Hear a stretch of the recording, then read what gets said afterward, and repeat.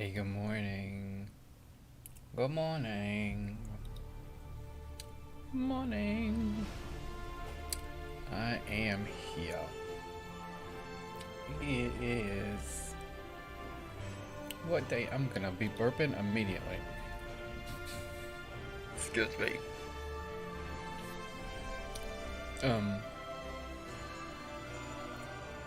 It's day 54. Day 54. 54. Now that is a wonderful number because it's after half. And that's pretty much why. What? So I had Bunnykins follow me yesterday. Appreciate that. Getting pretty far along in the follows. I didn't have many at all. I didn't have it. Yeah, I just had a couple whenever I started. to do my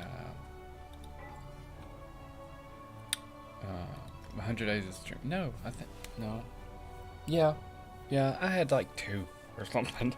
So we've been getting a lot of follows. So I appreciate that. I'm not sure what I want to listen to or whatever today. And yesterday, I goofed yesterday in the middle of my in the middle of me doing podcasts yesterday. I accidentally just deleted my camera stuff. It was I didn't know what to do. I kind of freaked out. It's like, oh God, I don't want to go through putting all that together, and because the whole camera is all funky anyway, and you have to adjust it all to make everything fit and all these things. I didn't want to have to do that in the middle of playing a game. Anyway, so I just left it like it was and kind of popped over the browser, and I liked it in a way. So that's on my. I made a second thing like that. I mean, it's not going to. I should actually probably just do it while I'm talking about it. Do I have? See, this is partially why I didn't want to have any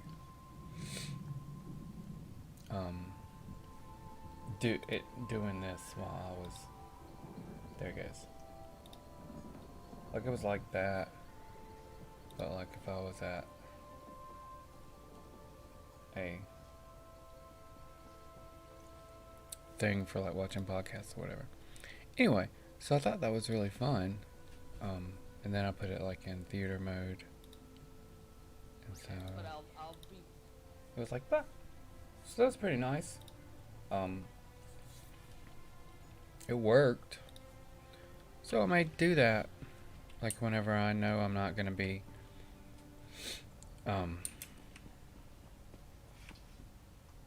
Chatty Cathy, so that people can actually see the podcast. Like, and then people pop in and out and don't know what's going on or whatever. They might be like, "What podcast is this?" So, bam, it's right there, to where you could actually see what it was instead of me having to stop and explain it. What level am I? 42. I'm 42 on this Necromancer, which is pretty good considering he was like 20 something yesterday. I used some XP scrolls that aren't actually very good. They're only 50% scrolls. I mean, every bit helps, obviously, when you're just trying to get levels. But I did have one scroll that was like 150 or something before that, I think, or it might have been 100, I don't know. But anyway, it was a big one. And that was nice, but it ran out. So,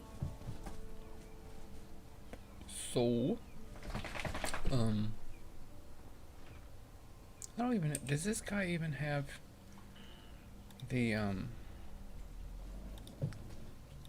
companions unlocked? He doesn't have this girl, but I do have this guy. Okay. I just didn't have somebody follow me around. Usually I'm... What did I miss?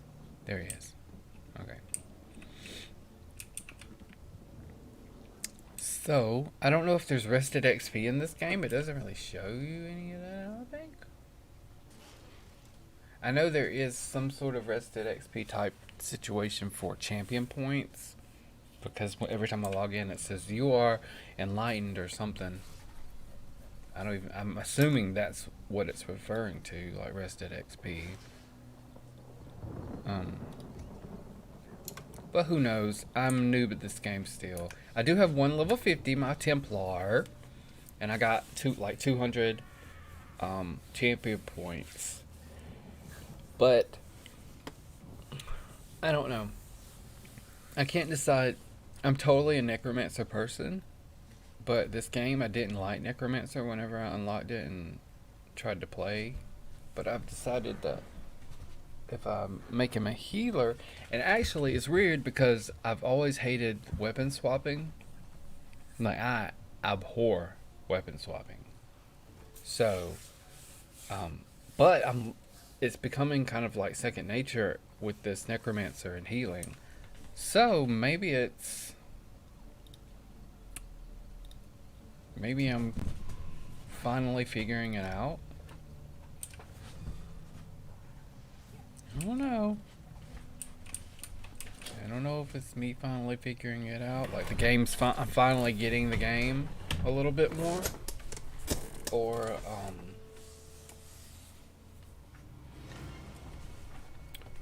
if it's just this character situation.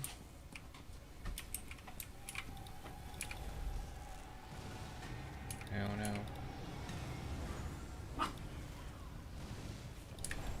But of course I gotta figure.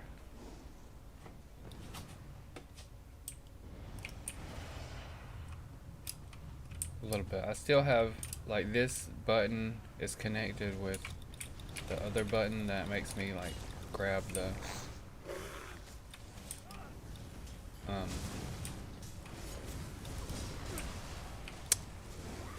souls or bodies, corpses. This is the word I was trying to come up with.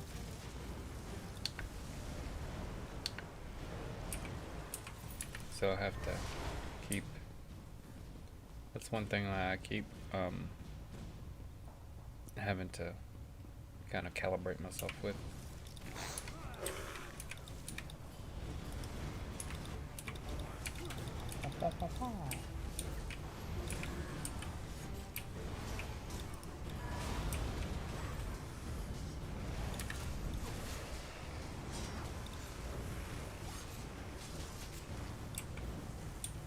But it has been rainy and crappy all week.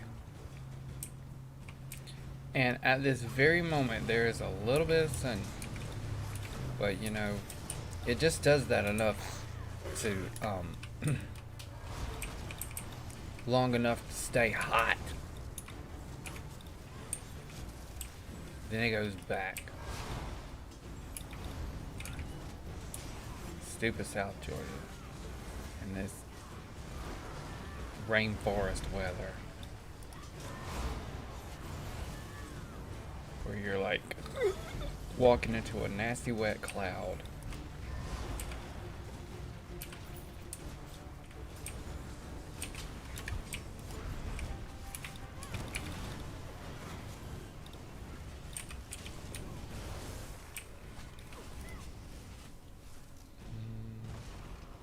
Where we going? This way. And there's Dash running around the house like a psycho. Chasing Pixie, I think. Oh no, and I did the wrong ultimate. This ultimate shouldn't even be on my bar. I don't know why it's on my bar, but it is. I keep forgetting to take it off is why it's on there.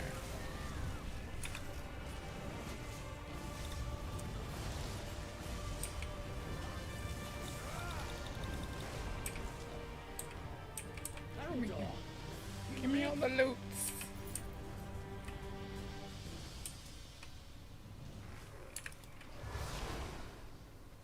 We need to go out.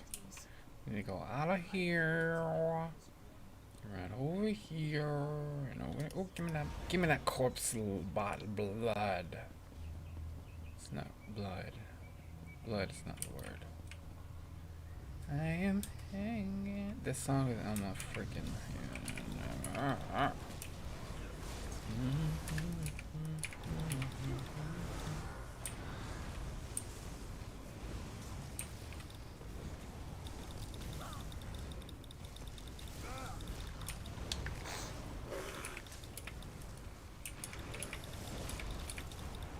Put the graveyard in the middle because that doesn't make any sense.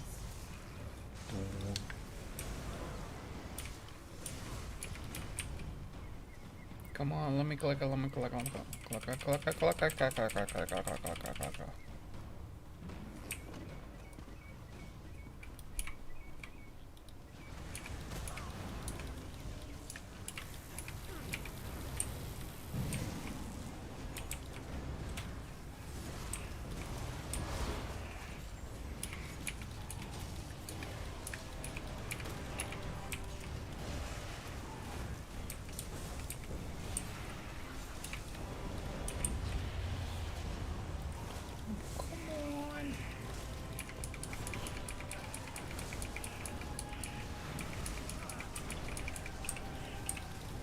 Don't you dare. I accidentally almost did the wrong ultimate. Or almost accidentally did the wrong sentence structure.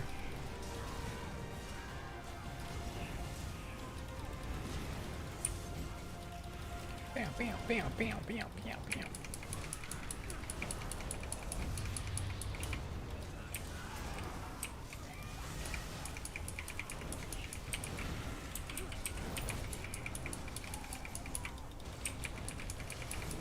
Come on.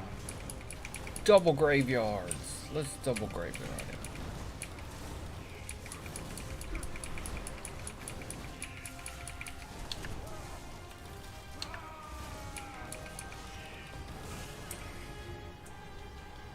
Apple. Apple.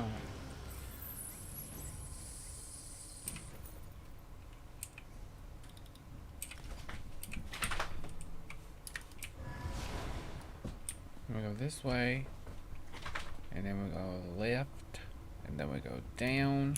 Wah!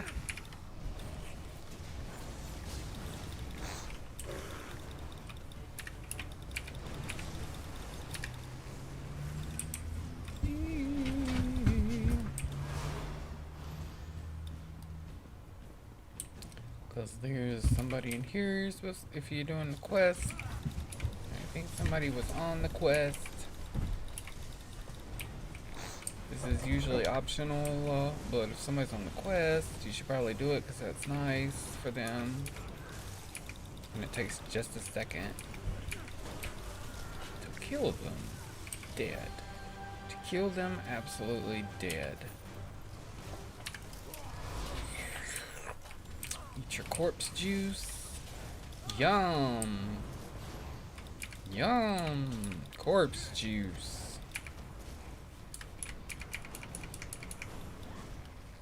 How about that? Blah, blah, blah. Run back. We don't care what you say. We got credit for doing what we were supposed to do. And now, bam. Dash, do you have to act like a crazy psycho dog? My nose is itching. That means somebody's thinking about me. Or something. My grandma would say. Something like that. Something stupid. But cute. Stupid and cute, like me. Delicious and nutritious.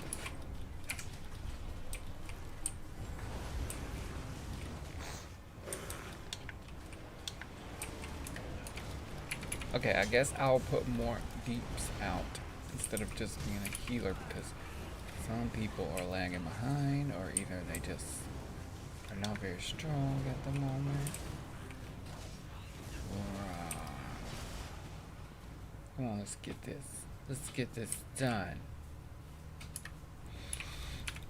Oh, Shaka Khan. I need to put on my... This whole time I haven't had my XP scroll on. What's the point in life if you're not getting double XP? Oh crap, I did it again. Wrong ultimate.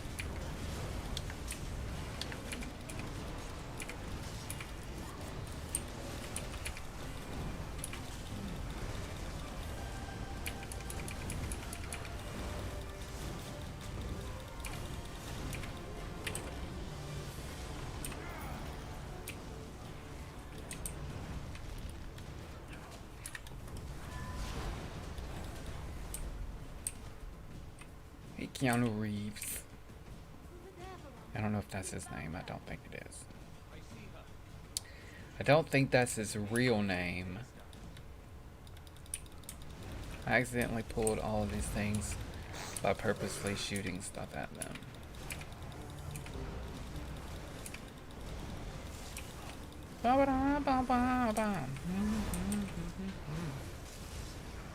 Die.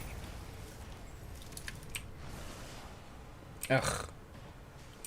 I was on the wrong bar. Story of my life. Wait, don't you die, whoever you are.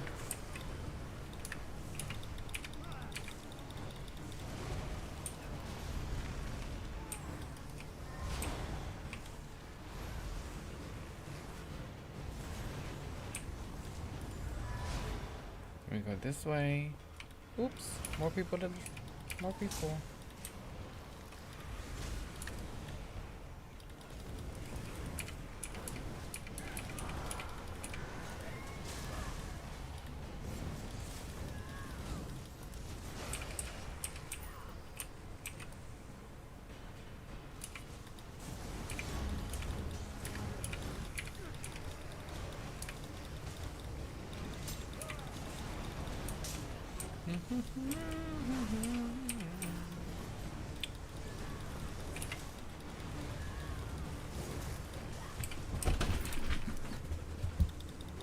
He is so loud. He is so loud with his rambunctiousness. Is there a chest over there? Or is that just a bag? That's just an urn. Come on, dude. We ain't got to have an urn. We got to have an urn. I got to have an urn.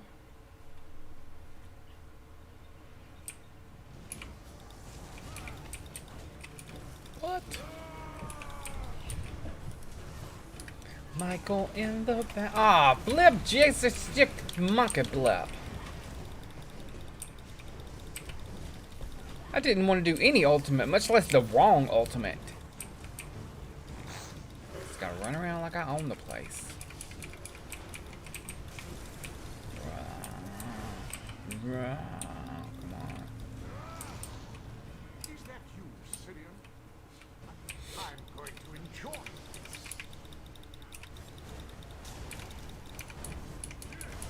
Ah, it's the outsiders. So the keepers are afraid to face me. Very well. You'll die in their stead.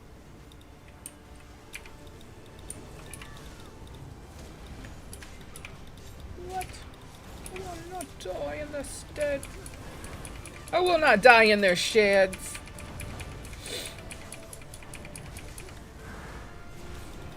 How do you even know if we have a shed? I don't even have a shed. Yeah, I do. I actually have a shed. I actually have a shed where we keep our lawnmower, etc., etc.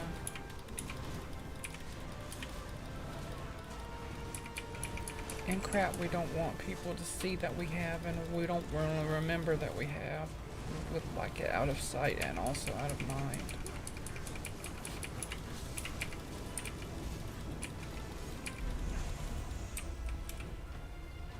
Activity complete. Oh, look at that. I got a new weapon. So pretty. Look how pretty that is. Ignore his words, keepers. Begin the separation. I'm not confident this will work, Sirion. What are you not doing? Oh, I do so. My character's name is Aquadolanius. Isn't that amazing? This isn't as Oh, I have a drink I need to open because I'm thirsty. I'm thirsty. Pop.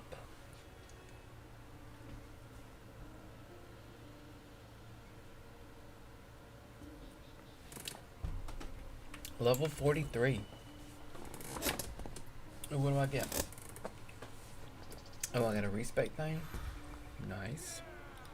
I need to get to 45 so that I can start having these undaunted quests, because it's amazing. Excuse me.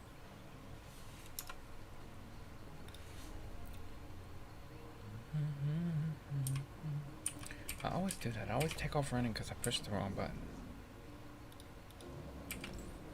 Okay, and this needs to be gone. And I can put a ring on. I liked it, so I had to put a ring on it. Equip. Okay. Okay, now I need to start a podcast or whatever because it's getting a little silent up in here.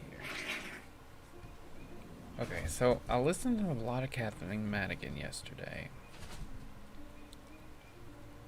And I love her. I need to take some Tylenol also. I want to watch this video. I'm going to watch this video when I get back. So I'm AFK for just a second so I could take my medicine, some medicine for a brain ache.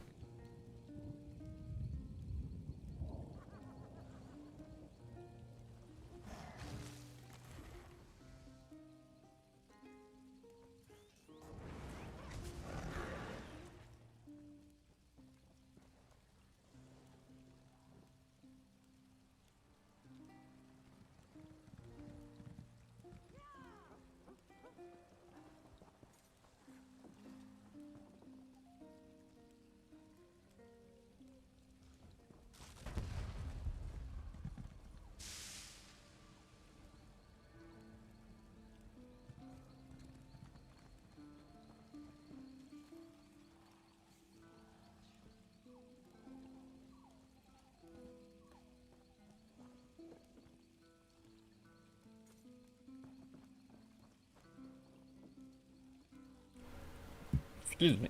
So, it's just basically on the right here, just slightly, like around my eyes, probably migraine, but just barely buzzing a little bit. And I'm like, maybe if I jump ahead of this train. Wait, that's like getting you. Well, maybe if I jump like past, I don't know. So my metaphor isn't working, but what I'm trying to say is getting ahead of it. Then it won't bother me. It won't get mad. I can beat it back. Jumping in front of a train, not so smart. Now I don't remember what I was talking about. Oh, the reason why I want to watch this video is because it has to do with the new Driss game, and I have on the peripheral have seen people saying how Pixie, come here, get away from your brother, come here, Pixie, up here. Good girl. On the peripheral have seen that people have talked really poorly about that this game has some serious issues. And that is very, very sad for me because I am all about this game eventually. Not right now. Because it's like $50. I don't want to pay that, and I'm not in the mood for it because it is not the type of game that I want to play. Not the type of game I would play. And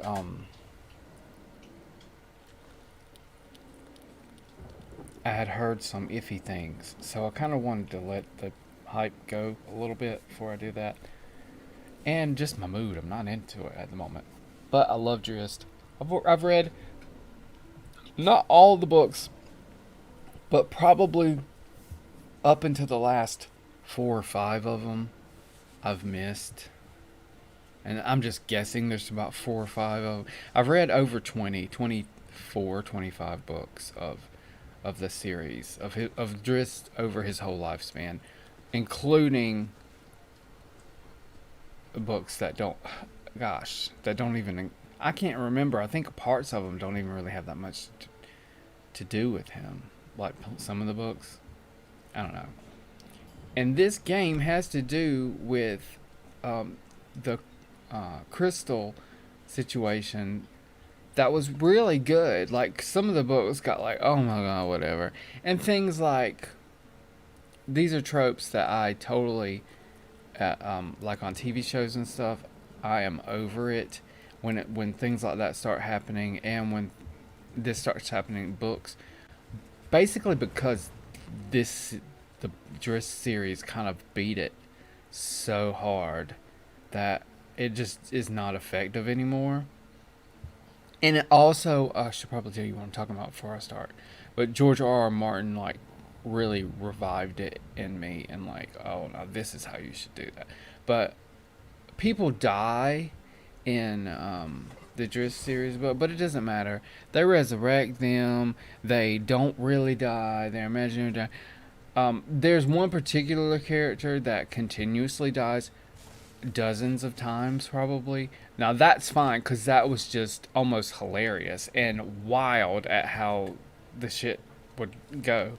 But other than that, like, you think like a major character that is a, you know, someone that you've come to like and everything dies, and it's like this horrible thing, and then they bring that character back, like permanently bringing them back again.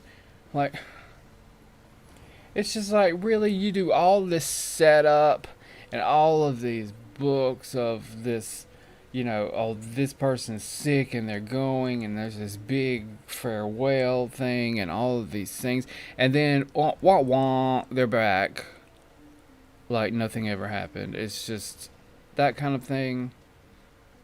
It's like, I know these characters are so iconic that they're, and so ka-ching, that they're not going to be really killed. But then I started, you know, George R. R. Martin, reading those books, and it's like, oh, this bitch will kill you, and he don't care. He don't care. He don't care. So, he kind of helped me with that, like getting over, not being so jaded about death in books. Anyway,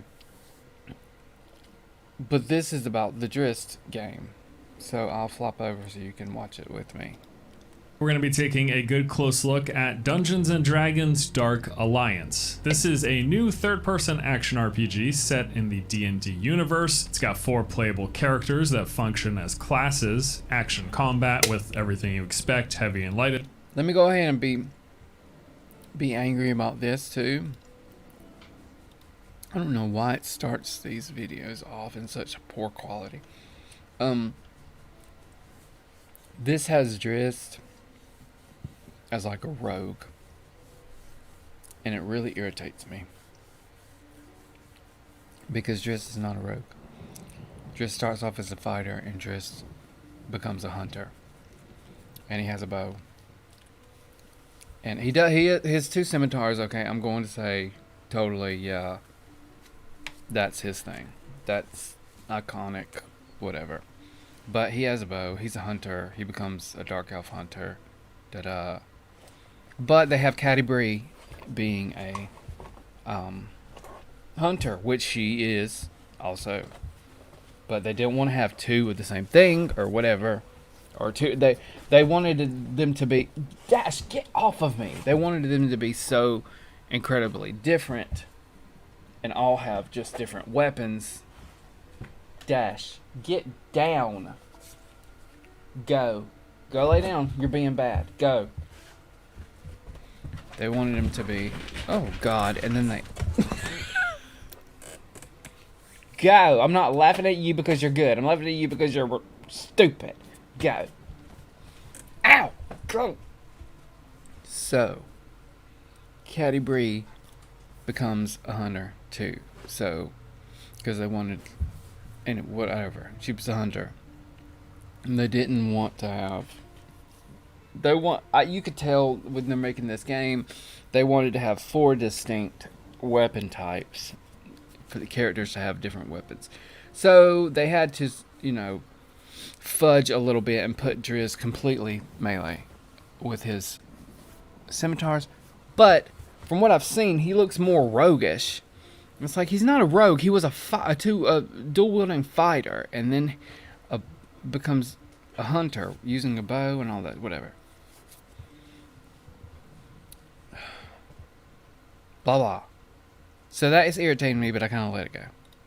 attacks, skills, the ability to block, dodge, and parry. It's also a mission-based game where you'll get to choose how you progress through various tiers with multiple difficulties. And beyond combat, there are environmental puzzles and collectibles. There's a classic D&D rest mechanic. You can collect visually distinct loot of different rarities and set bonuses, and you can do all of this solo or co-op with groups of up to 4. Now at this point, I've played around 7 hours of the game in total. I have a pretty good feel for what it's all about, and I wanted to take you through a full mission from start to finish to give you a good look at the game. I was really rooting for this one, as I tend to enjoy loot games and I like the setting, but unfortunately this thing just ended up being a tad underwhelming. But let's jump into the gameplay and I'll let you judge for yourself. Okay, so today I'm going to be taking you through one of the missions in the Companions of Icewind Dale section of the game. I believe they said there were about 21 missions in the game total at launch, and essentially you'll go through them initially and then the game kind of opens up and you get to pick which section you want to go through, going from one chapter to the next, and that equates to, again, I think it's like 21 total missions. This mission in particular I really liked for a few reasons, which we'll talk about as we go through. I thought this was a good showcase. Overall, I'm pretty mixed on the game, but there are some things that I actually do genuinely enjoy, and this particular mission I thought highlighted some of that. And I'm just going to take you through and talk with you about what you're seeing, talk about the gameplay, talk about the different things to do, like the various collectibles. There'll be mission ones, like this little handle here that I needed to access the elevator, and then collectibles like this gold here. There's also collectibles in these different shards, which are used for upgrading, and then also little secrets and things that you can find.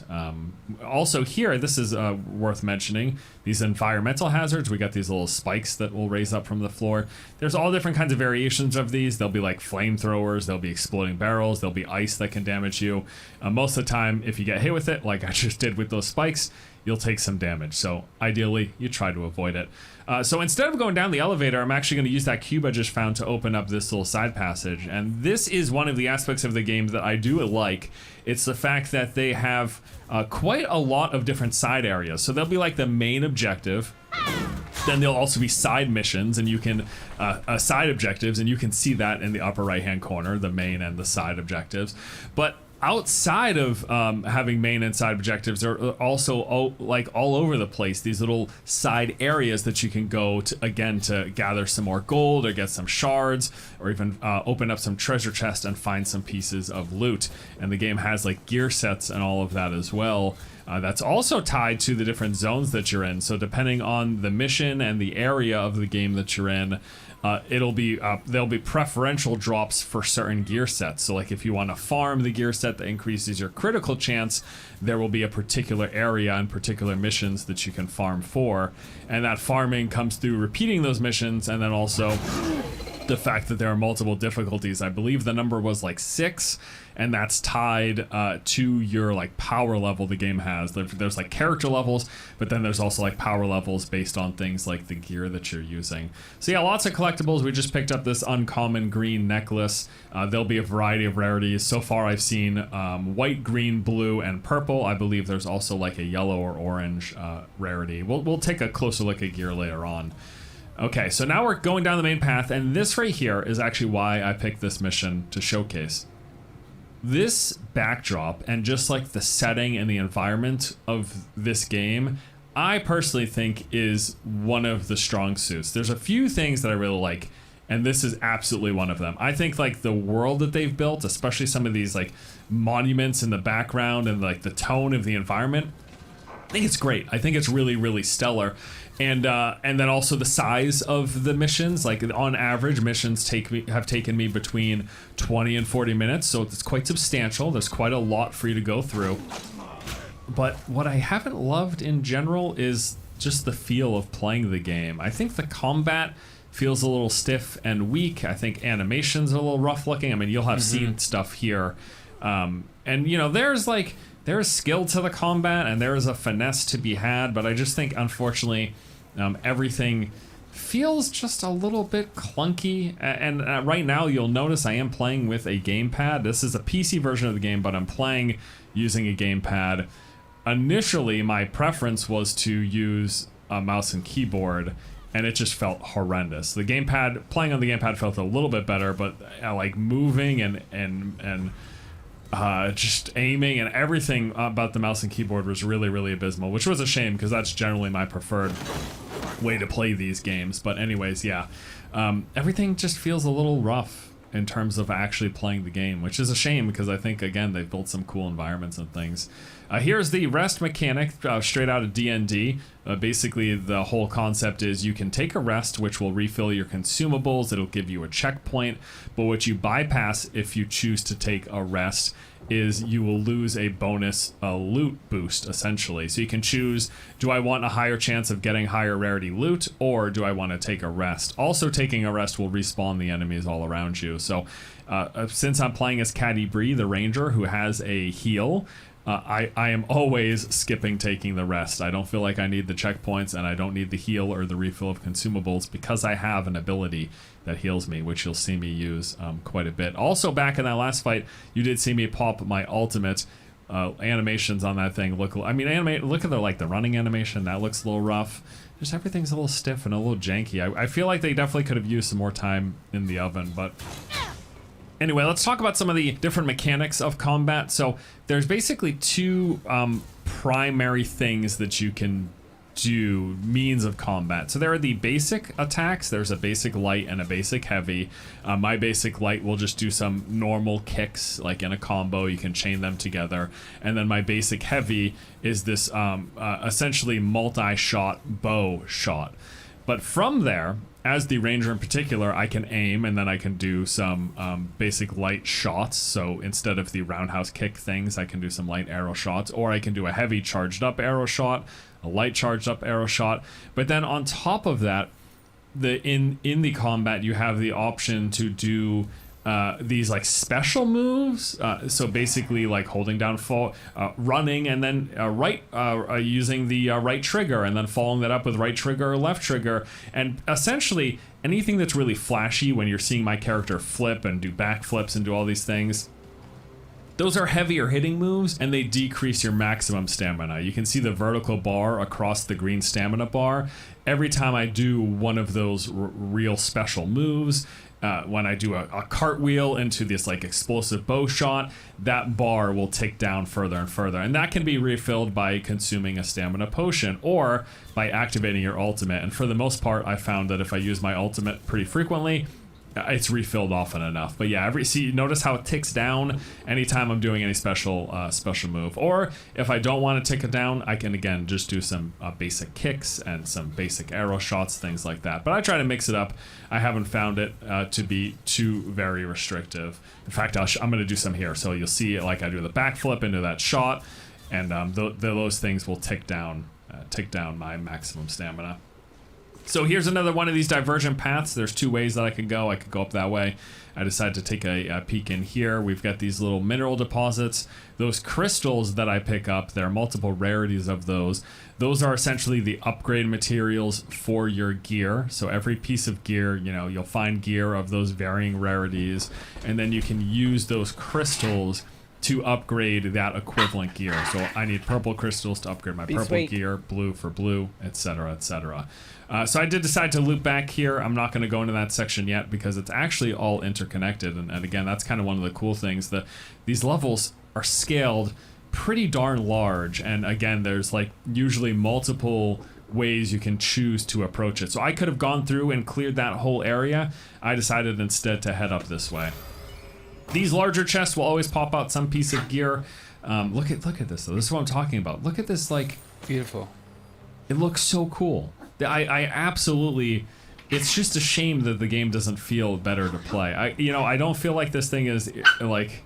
I think some people could have some fun with this thing. I think especially playing with people. Obviously, I'm playing solo here. The game does have co-op. You can play with, I believe it's a group of 4, because there are 4 different characters in the game. So you can play with other people, and you can go through, and on the harder rarities, things will hit much harder. They'll have more health, so it'll take longer to work things down. I should note as well I've unlocked a few of the difficulties and I've tried them. I've like the first, second, third, and I think I unlocked the fourth difficulty.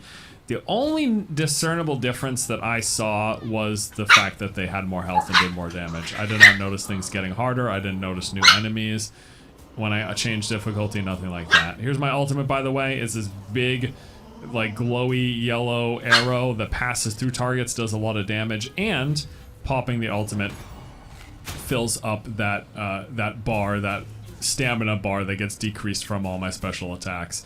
So this one I'm going to start off just by lighting up, and then I think I go in here and I do one of my special things that you'll notice will decrease my max stamina. Yeah, there it is. So that flying kick into like a somersault arrow shot, super good, does a lot of damage, but decreases that max stamina. Here we go again. I don't take the short rest.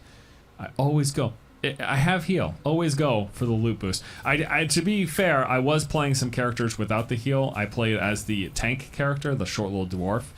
He's awesome, by the way. But it was harder to manage my health because I had no self heal, and that's why while I was soloing, you know, if I'm grouping up, maybe I'll try some more things. But while I was soloing, I found playing Catti-brie was absolutely the best. Her self heal was awesome. So different collectibles. You'll see me picking things up. This thing is stuck behind there for some reason. Again, we'll have the gold that we can get.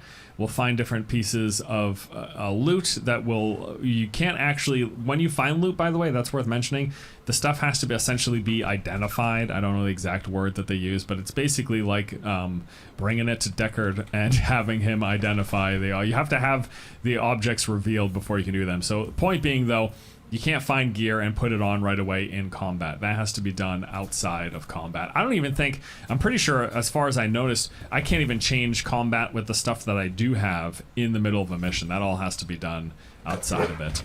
So there was another example, this little side thing here. We broke that open, that lowered this, and then I got myself some nice little items, some nice gold, and we're gonna get another big round of the combat here. I will say, like, I felt like so one thing that I have noticed is the game definitely punishes you if you are constantly spamming your abilities. You're just gonna end up running out of stamina, and the enemies are gonna start kicking your ass, basically. So I found that like things were feeling better, and I was feeling in more control, obviously, when I was not spamming and being more deliberate with my attacks.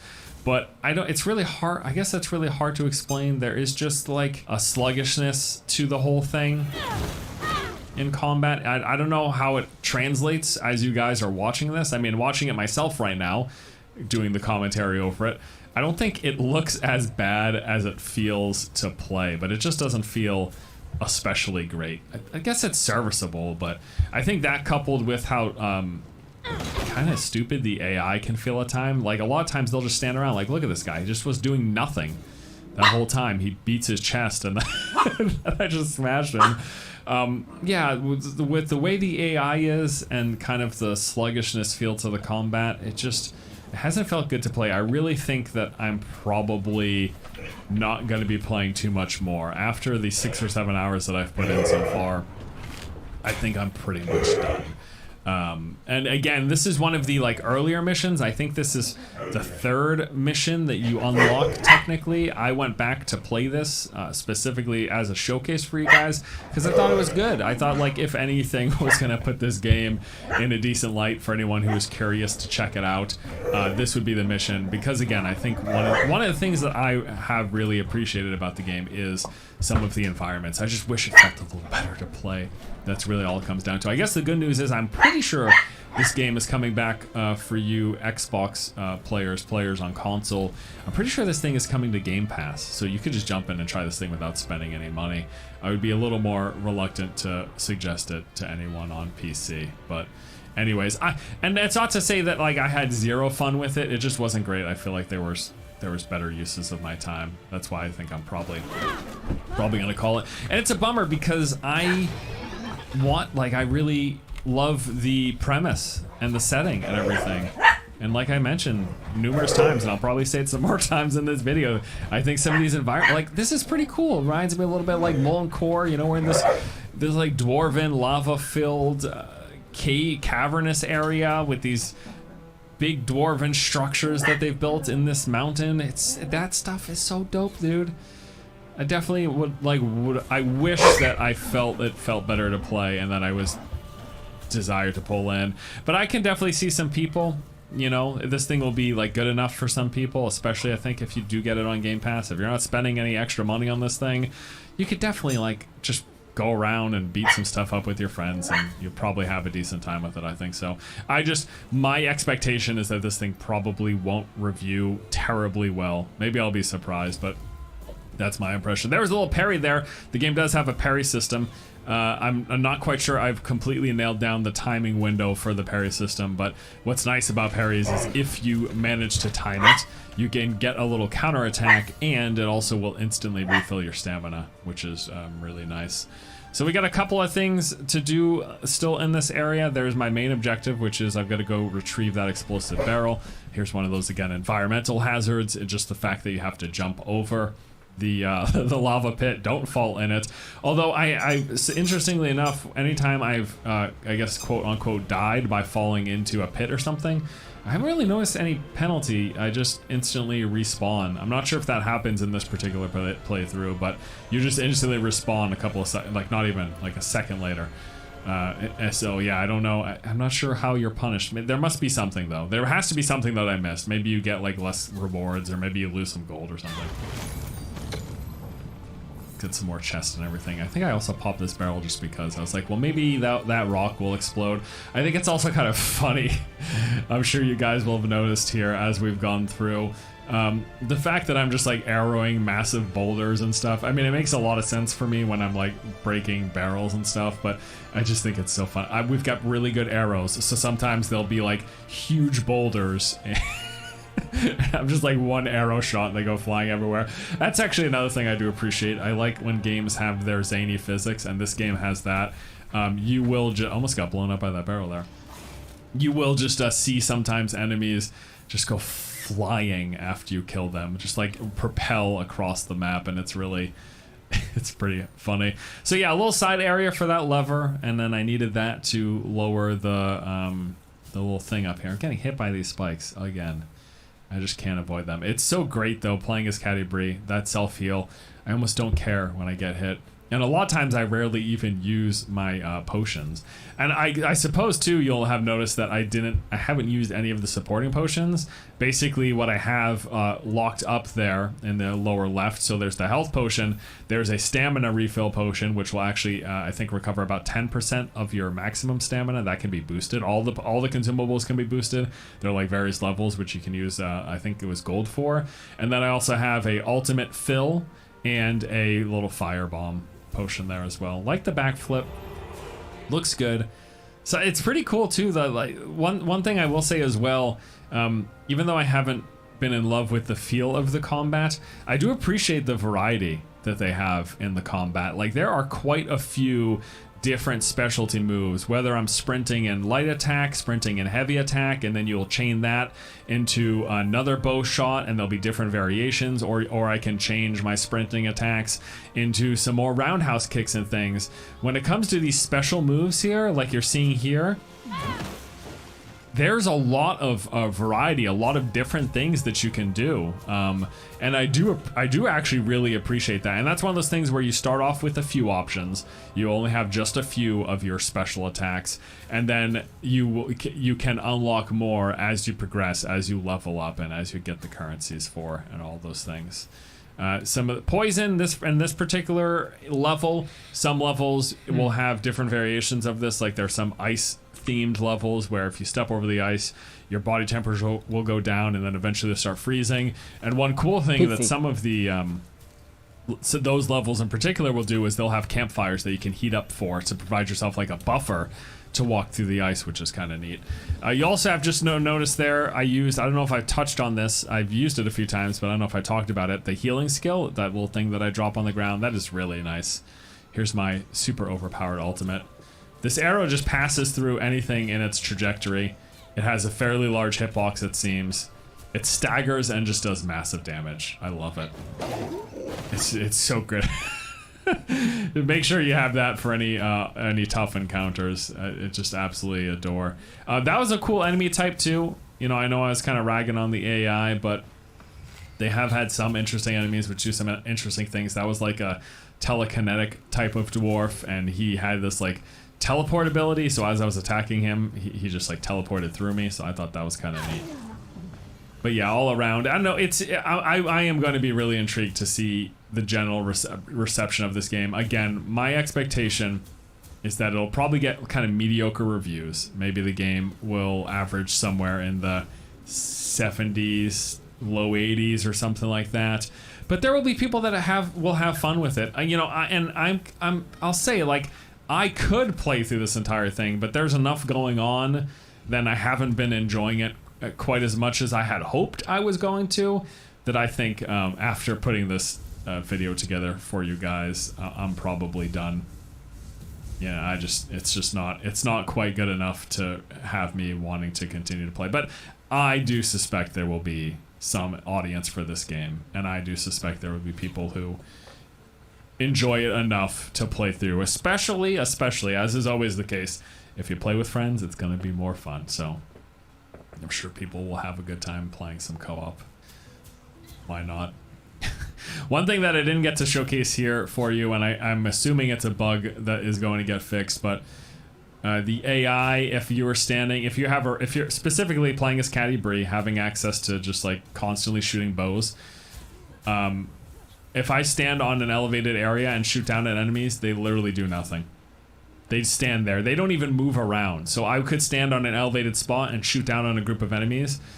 Even just look at this. Like, look how, like, it took him like a good 5 seconds to even register that I was next to him. I don't even know what I was doing here. I think I was just messing around with the parry timing for a second. And I just decided to not even bother. But yeah, there was like a bug or something in the game where basically if you stand as Catti Brie on an elevated position and shoot down on enemies, they just do nothing. They just stand there until you kill them. So hopefully that gets fixed. There was a few other buggy things. Sometimes there'd be certain sections where I would just be standing next to enemies, but because of, I don't know if it was differentiation, like slight alterations in the terrain, they just didn't even, they did nothing. This is different from the shooting down on them and them not responding to taking arrows in the head. Sometimes I would just be standing there, and it's like they couldn't see me because I wasn't moving. It was hilarious, but anywho. Here's another loot chest. Let's see if I get anything good. Oh, look at that. Got myself an epic quiver. I would really like if... I do generally prefer, honestly, if games let you equip stuff as you go along. I think in particular, with the missions in this game being as long as they are, which I do like that part of it. Missions, again, can take on average, it was 25 to sometimes 40 minutes, depending on the particular mission. I would like if they'd let you equip stuff that you find on the go, but I don't think that's going to change. That's innate to, like, their design. Okay, so here is the big bad, the final boss. This is some, I don't know, his name's Stone Grinder. He's fused with electricity. He's got a few interesting electrical attacks here, and I'm going to do my best to take him down. We actually get this little incapacitate mode here, which if you go up, you can exploit it. It was right trigger, I believe, is the thing to trigger that. And massive amounts of damage. It's pretty impressive. I think I got a little cheeky trying to do a few different... I love that backflip uppercut where you knock him on his butt, and then you can follow that up with a few arrow attacks raining down from above. Yeah, dude, I really wish I thought the combat felt better. Because I think there's some really cool things about some of the stuff. I think, like, some of their ideas in the combat are pretty slick. Oh, there's my second ability. This is why you haven't seen me use it the whole time. So it's supposed to root enemies in place. I'm assuming it's probably just not usable on the boss. But I go up and try to drop it on him, and I just end up taking the most damage I do this entire fight. This is why I don't bother. I end up actually switching out this ability because I get some new ones in the future, but yeah. And now we've got our ultimate. Probably didn't need it because he's almost dead, but just to showcase it. There you go. Act complete. Mission complete. And after you defeat enemies at the end of the mission, you get a little a recap of what took place. Like, these are the rewards that I got. Here's some bonus loot that I got, in addition to the loot that I actually find. And then you go to this tally screen, and another gripe that I have is you can't skip any of this. So this is a good minute plus of them just showing you numbers, adding them, bringing them down in order, and then showing you who had the highest. Obviously this would be other people would have the highest depending on the different categories playing in a group, but again, this is just showing you like the screen. If you're playing with other people, they show you your numbers for everything and then they compare it. But I'm playing solo. Please let me skip this. You have to sit through this every single time. It's kind of a minor gripe. It also is something that I feel like they will probably address in the future, I'm assuming. Just hit level 7 as well, as you saw there. Each of the characters can be leveled up to, I think the maximum that I heard was 20. So I've got a few levels in some of the other characters that I played. I just got her to level 7. And these levels will unlock different combos. Again, that's one of those things that I really liked, the different ways that you could attack, the different alternatives that they give you. And now we're going to take a brief tour in the last bit of this video here. I'm going to take you through a brief tour of what's basically like your home base. So first thing you can do here is you'll have your reward chest. You go up here and you open it up, and this is how you identify everything that you found in the mission. So I just hit the identify all button. I'll do a quick scroll through my high rarity items, and then we'll just back out and we'll actually open up our character info. So first, actually, this is the character sheet. You can spend points as you level up. I'm going to spend one of my points here, attribute points, to increase my dexterity. That's specifically used to give me a higher crit, which is really good. That was the main stat for Catti Brie when I started. So I was like, all right, whatever they say is the main stat, that's where I'm putting all my points in. So here is my equipment sheet. This is everything that I currently have access to. You'll notice as well there will be the set bonuses. So they're different sets, and they give you things like different resistances, increased crit chance, physical damage bonus, and you'll try to get, I mean, you know how set pieces work in these games. You try to equip the full sets. Ideally, you want the full sets of the highest rarity. And as I mentioned, depending on what chapters you are playing and what mission bundles you're playing in, there will be a priority for certain sets to drop. So if you want to farm, say I want to farm the crit set, one of those chapters or whatever, one of those mission areas is gonna make that more likely. So here are the moves like I was talking about. I really appreciated the variety and the different things that you can do. So not only do they have these individual moves and these different combos like move forward and hit left trigger, hit right trigger or right bumper, or hit back and right trigger or right bumper, and then you can chain a lot of this stuff into each other. So it actually makes it so that, again, there's a lot of flexibility here. I do really appreciate this. And essentially you will unlock these as you level up the individual characters, and then you just have to spend some gold. Gold is what that currency that you find in the mission. You can also get gold by selling some of your equipment to the vendor, which we'll take a look at in 1 second as well. But since I unlocked level 7, I actually got access to quite a few more of these new moves than what I can actually afford. I ran out of gold there. Then also they have these feats. These are basically passive boosts, increasing damage of basic attacks, or there's 3 different categories for each of the characters. So for Catti Brie, I was focusing on the archer category first. All right, so that is that. Now let's go ahead and walk on over and take a look at the merchant. So at the merchant, you can do a few different things. For one, he is going to let you sell any of the excess equipment that you don't want. Basically anything that's not purple, I've been selling. But then also, in addition to selling, if you take a look at the bottom right, there's an upgrade option. So you can upgrade with some gold as well as those shards. So if I want to upgrade a purple piece of gear, I need purple shards, and it just increases its stats. There's also skins, as you see here. There is the upgrade material conversion section where you can spend some gold to convert some upgrade materials to another. But then we've got the consumables, the usables, and as you can see, there are tiers of them.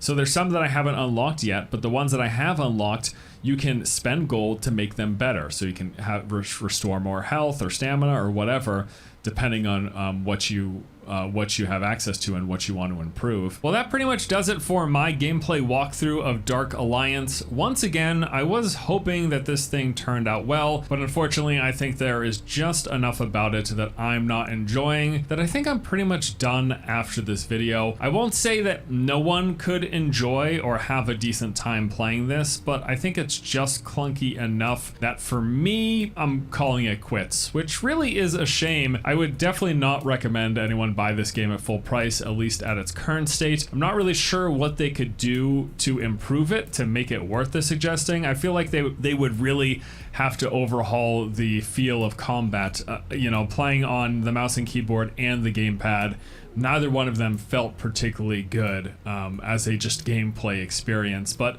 there you go. That is a look and a bunch of gameplay for D&D Dark Alliance. As always, thank you all so much for watching. Hope you enjoyed the video, and I'll see you in the next one.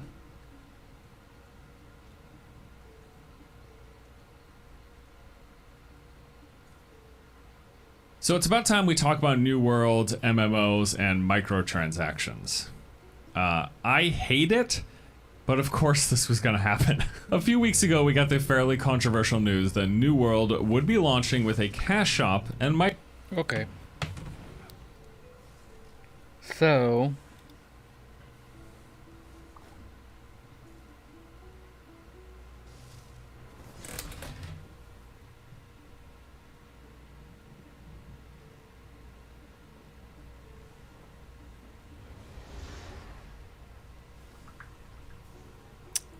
sorry, I had to take a message from my husband.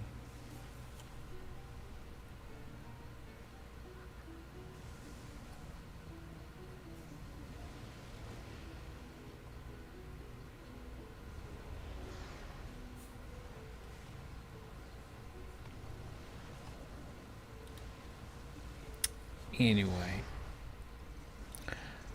so that kind of made me Playing from Brass Kingdom.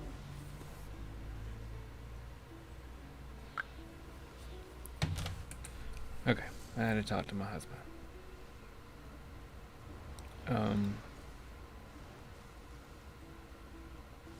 So Hey, that everyone, kind of wel- makes me sad because Remembering that.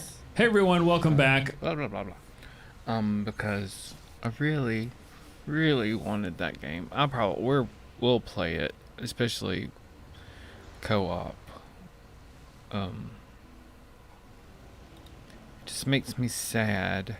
We might be drunk. We might be drunk. Anyway, it makes me sad because I really wanted it to be incredible. It looks like it may be fine. Anyway, I wonder how hard it is with not playing Catti-brie. Like, that has a heal. I wonder if like how Drizzt feels. But because I will play as Drizzt, obviously, or maybe Wolfgar, if my husband wants to play Drizzt. I don't know. I think this will be a situation where he'll be like, just play who you want, and he'll probably want to be Catti-brie because nobody's a mage, and that will be one reason why and it's one reason why I'm sad is they didn't implement a mage character, because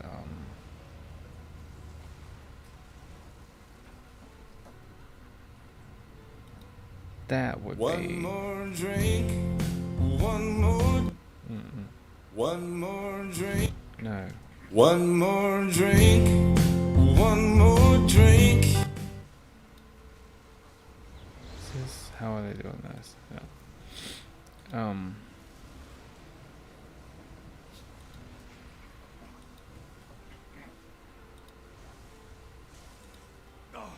No, stop. Sorry, I'm getting podcast situated while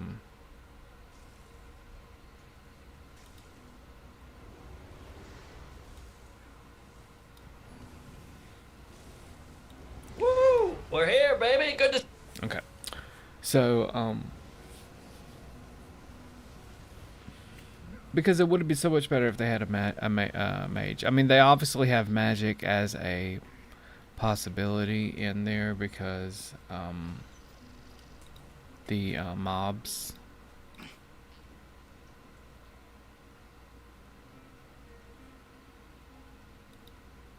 are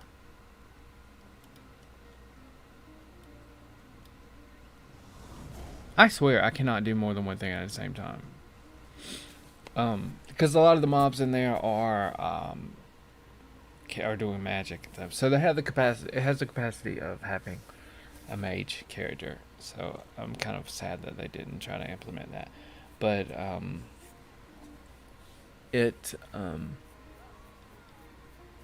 seems like I think it'll probably be fun with co-op playing. Just like he said, just like with everything, it's always more fun when you're playing with somebody else. So I think I'm gonna start this podcast. We might be drunk. I like this podcast, but I haven't seen any of the earlier ones. I wonder if it'll feel as rushed as the current ones do, because Mark Norman is always like, it's like, okay, we gotta wrap this up. We gotta move this on. And I hate that. And he's just a mover shaker and it's got limited time because he's doing everything. I understand that, but it gives me anxiety as a listener. Stupid, I know. But I'm gonna level up some more and have this playing. Good to see ya. Good to see you, man. It's been a minute. I gotta, what's the word? Confess. Last week I was so fucking hungover. I felt like I slacked off. I didn't bring the heat, so tonight I snorted some Adderall. I did some emergency. I'm ready. Stupid. Oh, dude. I mean, I'm so glad you said that because I might be slacking this episode, man. And first off, I didn't notice you slacking. You're always hilarious on this, but I was fucking. I'm dying right now. I did like a pinch of vodka in this giant soda just because like I don't want to be a douche. Yeah. But, like, goddamn, dude, I'm. Yeah, I can see it. You got the pail going. By the way, I love booze in a kid's cup. That's the ultimate sadness. You might as well go sippy at that point. What's the feel in a sippy cup? I do realize I gotta step it up with like wine glasses and martini glasses, but like fuck, man, there's something about a dumb kid's glass and getting fucked up. Yes. Combining like childhood nostalgia with a drug, it is kind of. It's so true. I mean, Gaffigan had that great joke. He's like, something about the container, like, you got a guy drinking a wine glass with red wine, you're like, hey, but if you're like, hey, refill my Yahtzee shaker, you're like, oh, this guy's messed up. They don't make crack pipes with Krusty the Clown on it, I don't think. But it's a good point.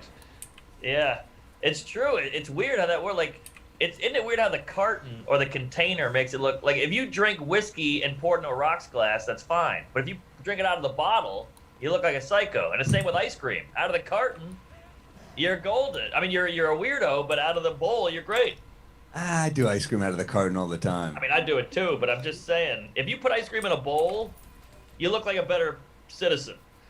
Yeah. Also, I'll say this though too, with like booze, you're drinking shitty ass bourbon if you're down to just like backwash that shit back in there. But yeah, it is like a look thing. Like in the pint of ice cream, you're like, all right, ice cream is just like an intimate snack now. Like it's like you're alone at home. Whereas like booze, you're like, oh, I can't wait to pour it into a glass. I don't know why, but it is 10 times sadder. That's what it is. You couldn't take the time to put the ice cream in the bowl. You had to have it right then. That's how much of an addict you are. Or same with the alcohol. Yeah, that's interesting. I was never an out of the. I guess when you're a kid, I mean, you'll do 40s and shit. Oh yeah, but that's beer. I think beer, you tend to drink it out of a bottle. Also, what's sad is the liquor in plastic. The handle of liquor that's plastic, like the jug. That's a bummer. Yeah, it is a bummer. Like a jug of anything is kind of like. It's because jug doesn't sound classy. Like, Yeah. Miss, would you care for a jug? Right. It sounds like moonshine. Like it's got the 3 X's on it. You don't even know what it is. You're just like, all right, it'll fuck me up. I want to say good point, just so our listeners have to take a shot now, because I know that's one of our words. Good point. They take a drink. So what were you sipping on there that led to this cocktail flu? I did a lot of bourbon, just a lot of bourbon, and then a few nights ago I went hard too. After a show, I feel like a real asshole telling this story, but I'll tell it anyway. A friend of mine comes to shows all the time, and he always brings a hot date, and he always blows it. Like it's become like a running gag of how many hot dates he'll bring. And after the show, like it's me and Phil Hanley and a high school friend of mine, and we're just like, we're bombed. We're all wrecked. We're drinking and she's asking us to date if he's a good guy, and I have just enough booze to be like, he's such a good guy. I mean, you know, all his charity work. Have you heard about his charity jerking off the homeless? He's looking at me like, cut it out. I'm like, the homeless are freezing right now, and he jerks them to completion because it's a real problem out there. And Phil starts jumping in. We're just pounding on him, and he's so drunk that he's like, dude, you promised. There's a real art to. See, I don't know how he does it because he can get a date, but he can't close. I was the other way around. If I got a date, I could close, but it was hard for me to get a date. Well, I think also, like, once she sniffs that drunken insecurity, it ain't good. Because he's a good dude, he's a cool dude, but yeah, every once in a while, if you're a bad drunk, you ain't closing. No, God no, and you ain't getting it up either. But he should just fake the laugh. That's what I was saying. You look like a pro. He grabbed Phil at one point and goes, "You're making a big mistake." And the girl's laughing. She's laughing. So I'm like, come on, dude. But Phil was like, is he threatening me? I'm like, hey, he's going to forget tomorrow, which I think he did. But I was like, he did threaten you. Yeah. I hope Phil went home with her. I mean, Phil's a smooth cat. He's in a thing. He's in a thing. Oh. Yeah. All right, Phil. He's the most vague, secretive guy on the planet. He might have my favorite relationship joke ever. When you meet the right person, you know right away. How come you meet the wrong person, it takes a year and a half? Oh, that's beautiful. That's a good joke. That's got layers. It's funny. It's well written and it's poignant. And it's one line. Yeah, that's comedy. That's why comedy's better than poetry. It's actually two lines. So my boy Dennis from childhood is at the show, and we're hanging. His dad passed away a few years ago. His dad was like the coolest. He was like the dad who would go drinking with us. You're right. He passed away. He was so funny. He was like a vulgar drunk. We'd be at bars, and he'd walk up to women and be like, "Lady, what I would give to take you in the bathroom right now," and they'd be like, they'd slap him. It was like a. I remember that guy. He did that once, and I was like, "Oh my God, I'm so sorry about him." And this woman goes, "Finally, a gentleman," and she kissed me right in front of him. And he gave me a wink. I'm like, "Oh, he's doing this shit on purpose. He's digging a hole so that we get to swoop in and be the hero." That's a great dad. I mean, what a guy taking the hit for the kids. Great friend. I don't know, great dad. But, yeah. Great wingman. Great wingman. I don't know if he's paying the bills or. No, he was awesome. He was a really funny guy, and this guy Dennis, who I see every once in a while, is a character, and he's like, literally the last time I saw him, he was like, "I need your urine, and you can't ask why." And I was like, "It's a drug test," and he goes, "All right, yeah, it's a drug test." What else would it be? I literally met him with my urine at a Chipotle. I was like, "Here." Jeez, what did you put it in? I think actually, you know what? He gave me a Chipotle cup, and oh, there you go. I guess he asked for a water cup. I don't know. Give him a water cup. Which proves my point that no one has ever put water in a water cup at Chipotle. Even still, it's urine. Yeah. So we got into a lot of stuff. I've just been drinking too much. We're getting to that point of the pandemic where it's like, yeah, it's winter in New York City. Yeah. And by the way, I got Rudy's. 44th and 9th. Just closed down behind us. My backdrop, if you're watching us. Rudy's is done? It's done. It was a legendary New York bar, if you guys didn't know it. It was like, there's like 2 affordable bars in Times Square. Yeah. That aren't tourist traps. Rudy's and Jimmy's. And Jimmy just died on 44. But Rudy's, man, remember the free hot dog with every round? Of course. I got mugged outside of Rudy's in like 08. Yeah. I had to grab a drink beer. Fault. How? Well, I got drunk with Bjorn. Remember Bjorn, the manager? A little bit. He was you and Joe List manager. Yeah, but he was just a booze bag, and he never did a lick of work. We just got drunk and paid for everything. But I was so broke. Back then, you're like, that's a good manager. Exactly. Yeah, I was like, this guy's the man. He gets me. He knows I'm an artist. And you get the free hot dog. So I was just pounding beer, and I leave the bar. I lived in Crown Heights, by the way. So getting home was like an excursion. So I said, all right, I got a big ride ahead of me. So let me take a nap. What are you off, the 4-5 or the 2-3? What were you off? I was off the A on Nostrand. Ooh, that's fucking out there. Yeah. Yeah. So I was like, all right, I'm going to take a little nap in an alcove. There was like 4 steps down into an apartment. And I was like, this looks kind of warm. It's well lit. Just going to rest my eyes.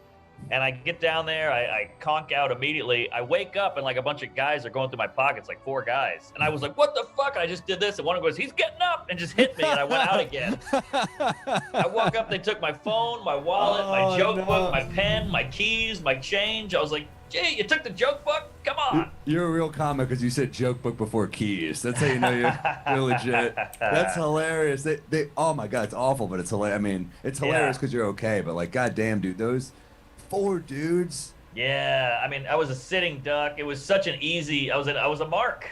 Literally, I was so easy. It was like I'm sleeping. I'm a young guy. There's 4 of them. It's over. Oh, I hate a fucking. It's like, you know what it's like? People going hunting against animals, and you have a gun. It's like that's what 4 dudes mugging one guy is. They're hunting. Yeah, and at least shoot a deer in the wild while he's grazing. I was a sleeping deer. You know, like I was too easy.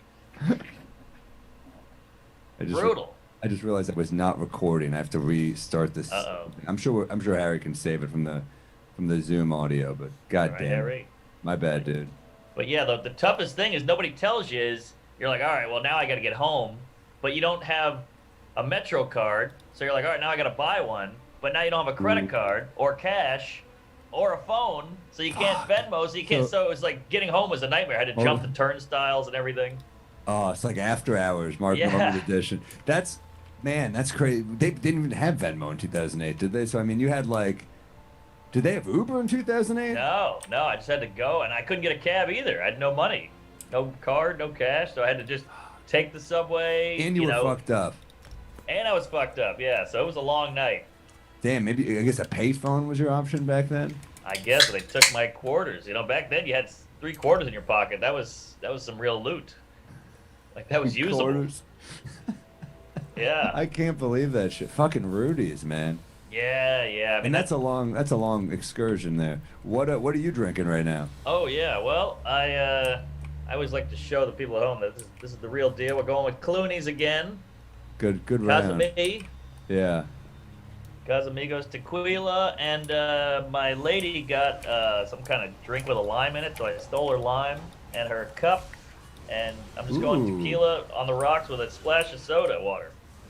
Yeah, we're going similar. I'm doing a splash of vodka with club soda because I'm fucking dying right now. I apologize, my energy sucks. I didn't notice you having bad energy last week. Oh, I was really faking it till I made it. So what's the hangover? This is a booze podcast, basically. What's the hangover recipe from a true booze bag? I make eggs. I do eggs, toast. I mean, I had to go back to sleep. It was that bad. But yeah, that helps. I took like a 2 p.m. nap, which you're like, man, you feel like a real piece of shit taking it. It's like, it's not a power nap. It's like the opposite of whatever a power nap is. Yeah, so I'm out. A weakness nap. Yeah, failure nap. I did that. I did, wake up, I make eggs, toast some cheddar in there, some turkey, try to get some protein and some what tastes good. Then I, shitload of Drip Drop, which is like the Pedialyte. It's like the alternative Pedialyte. That's good. Oh, I don't know that. That's what we called chlamydia. I got the Drip Drop. It's I think it's stronger than Pedialyte. I think it's got more electrolytes. I could be wrong, but that's wow. That's what I heard, and I just went with it. But a little bit of that, a lot of water, a lot of club soda. Coffee? No, for the first time, it's got to be like this. How bad? Like I did coffee on Friday when I was hungover. I couldn't do it today. What? That's the ultimate helper for me. I was that ill. I couldn't keep food down for a while. Whoa. I couldn't keep until like 5. I couldn't keep food down. So. Whoa! Yeah, you are in bad shape, man. We're getting old, Patty. I'm all right now. Last week was in rough shape. All right, you know. Except I was all right a few weeks ago, but now I'm in rough shape. Yeah. No, it's tough, man. I'll be good tomorrow though. Yeah. It's funny because when you're hungover like this, which I've been there a million times, you want to kill yourself. You question every decision you ever made. You're like, what am I doing with my life? The anxiety. But at like 10:30 at night, you're like, hey, I feel pretty good. And you almost want to grab a beer. Dude, I mean, here we are, right? You wake up at 10 a.m. I'll never drink again. 2 p.m. Well, I'll drink again someday, just not right now. Yes. 9 p.m. One won't hurt. Yeah. And then midnight, you're in a headlock again.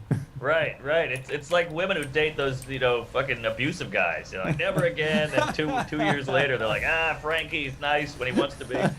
Yeah, back with Tito. Anyway, Tito's not so bad. No, yeah, it's a mess, man. So you're with the lady right now. Any Valentine's Day stuff or what? Well, luckily, she had a thing tonight, and she was super hungover today. So we ordered in and had the hangover sex and sideways on the couch, and nobody could move, and I was on no sleep. So it was a beautiful, beautiful Valentine. I love when she's hungover because she's younger than me and she's got all this energy. I want to just hang out. That's huge. It's great too when they're feeling like shit and you're like, I ordered in Thai for you. You know what I mean? Yes. Like we're doing the lazy day for you. That's the best. I don't. You know what I hate is all these flower websites that are like Pro Flowers, 1-800-Flowers. It's like $30 and then you get the checkout and it's like 110. And you're like, Yes. what? How did that happen? Service fee, these cunts. These florist pieces of shit. And these all of us douchebag, procrastinating idiot guys, we wait till the last minute, they rack it up, and they know they got you by the balls because you need those flowers. Mm-hmm. Fucking flower guys. Yeah, they should there should be like an amateur flower website. It should be like not as good a job and like Right. you know what I mean? It's got Or, dirt on it still. They took it out of a lawn or a cemetery. they don't even deliver it perfectly, throw it against your door, you have to find it, Be like, all right, Yeah. that's something. Yeah, that's perfect. That's a perfect day. I was a bum today. I didn't do shit. Yeah, I was glad because I was on no sleep. These flights now coming. I'm doing all these Midwest gigs, and it's 6 a.m. or a 7 p.m. That's all you can get. So you got to take the 6 a.m. Then you got to lay Awful. over in Chicago, and that's a 3-hour delay, and that's the whole thing. That's because there's just less flights. Yeah, exactly. That's horrible. Those are Horrible. And it's like you want to get out, but fuck, I hate a 6 a.m. flight. Oh, it was brutal, and man, I gotta tell you, for some reason, I flew out of Chicago to Newark, and the whole flight was Hasidic Jews, which is fine, but they all knew each other, so they're hanging out. They're all in the aisle. They're playing cards in the aisleway. On the girls are on the floor. They're passing babies across from me, oh yeah, I think I saw a kid get circumcised. It was bananas. They're so comfortable. The masks were down here. I was like, man, these guys are living the life because they had the whole plane. So I felt like I was in Borough Park. Were they masked? No, they were hanging low. They were doing the fake, the chin mask. Oh, I hate the chin mask. Yeah, they Believe it, but I was outnumbered.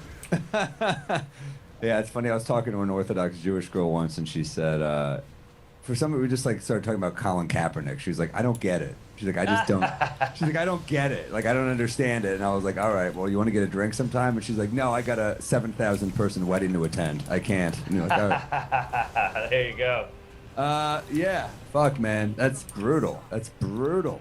Yeah, 6 it was a.m. tough. It was, and they are, they're up and at 'em. It was like the kids. There was so many kids, and the lady would come by, the flight attendant would be like, "Ma'am, your mask," and she'd go, "Oh," she put it up. Right when the lady walked away, she'd go, and roll her eyes. I was like, "Man, these Jews don't give a fuck. They're doing the Hava Nagila. They're high fiving. It was bananas."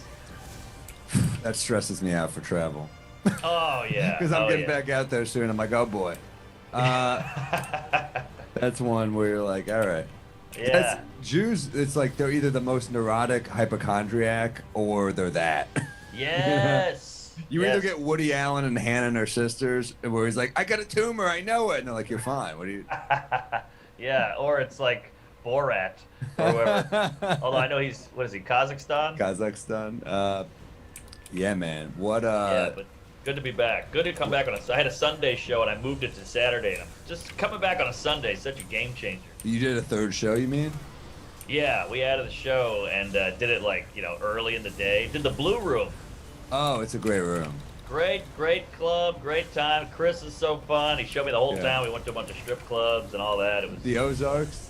You went to COVID strip clubs? Yeah, the gals are wearing a mask only because their faces are bad. But it was crazy. Just we went and had a steak. And he's one of these guys. I'm from New Orleans. He's like, I got to show you the town. He just keeps taking me to strip clubs. I'm like, I've seen strip clubs. This isn't weird Hilarious. to me. That's fucking hilarious. I live in Manhattan. I need to show you the town. Like, oh yeah. Let me see a strip club in the Ozarks. That's Right. blow Yeah. my mind coming from Bourbon Street. Yeah, that's a great club though, and he's a great guy. When I was there, I actually ended up in the hospital when I was there. Had some like horrible bug. I don't know what it was, but I like could not keep food down. I couldn't eat. I couldn't crap. It was like the worst. I ended up in the ER with an IV in my arm. They're like, yeah, you got some bad bug, no food for another 24 hours. I went straight from the hospital to the gig, did 2 shows. They were the best crowd ever.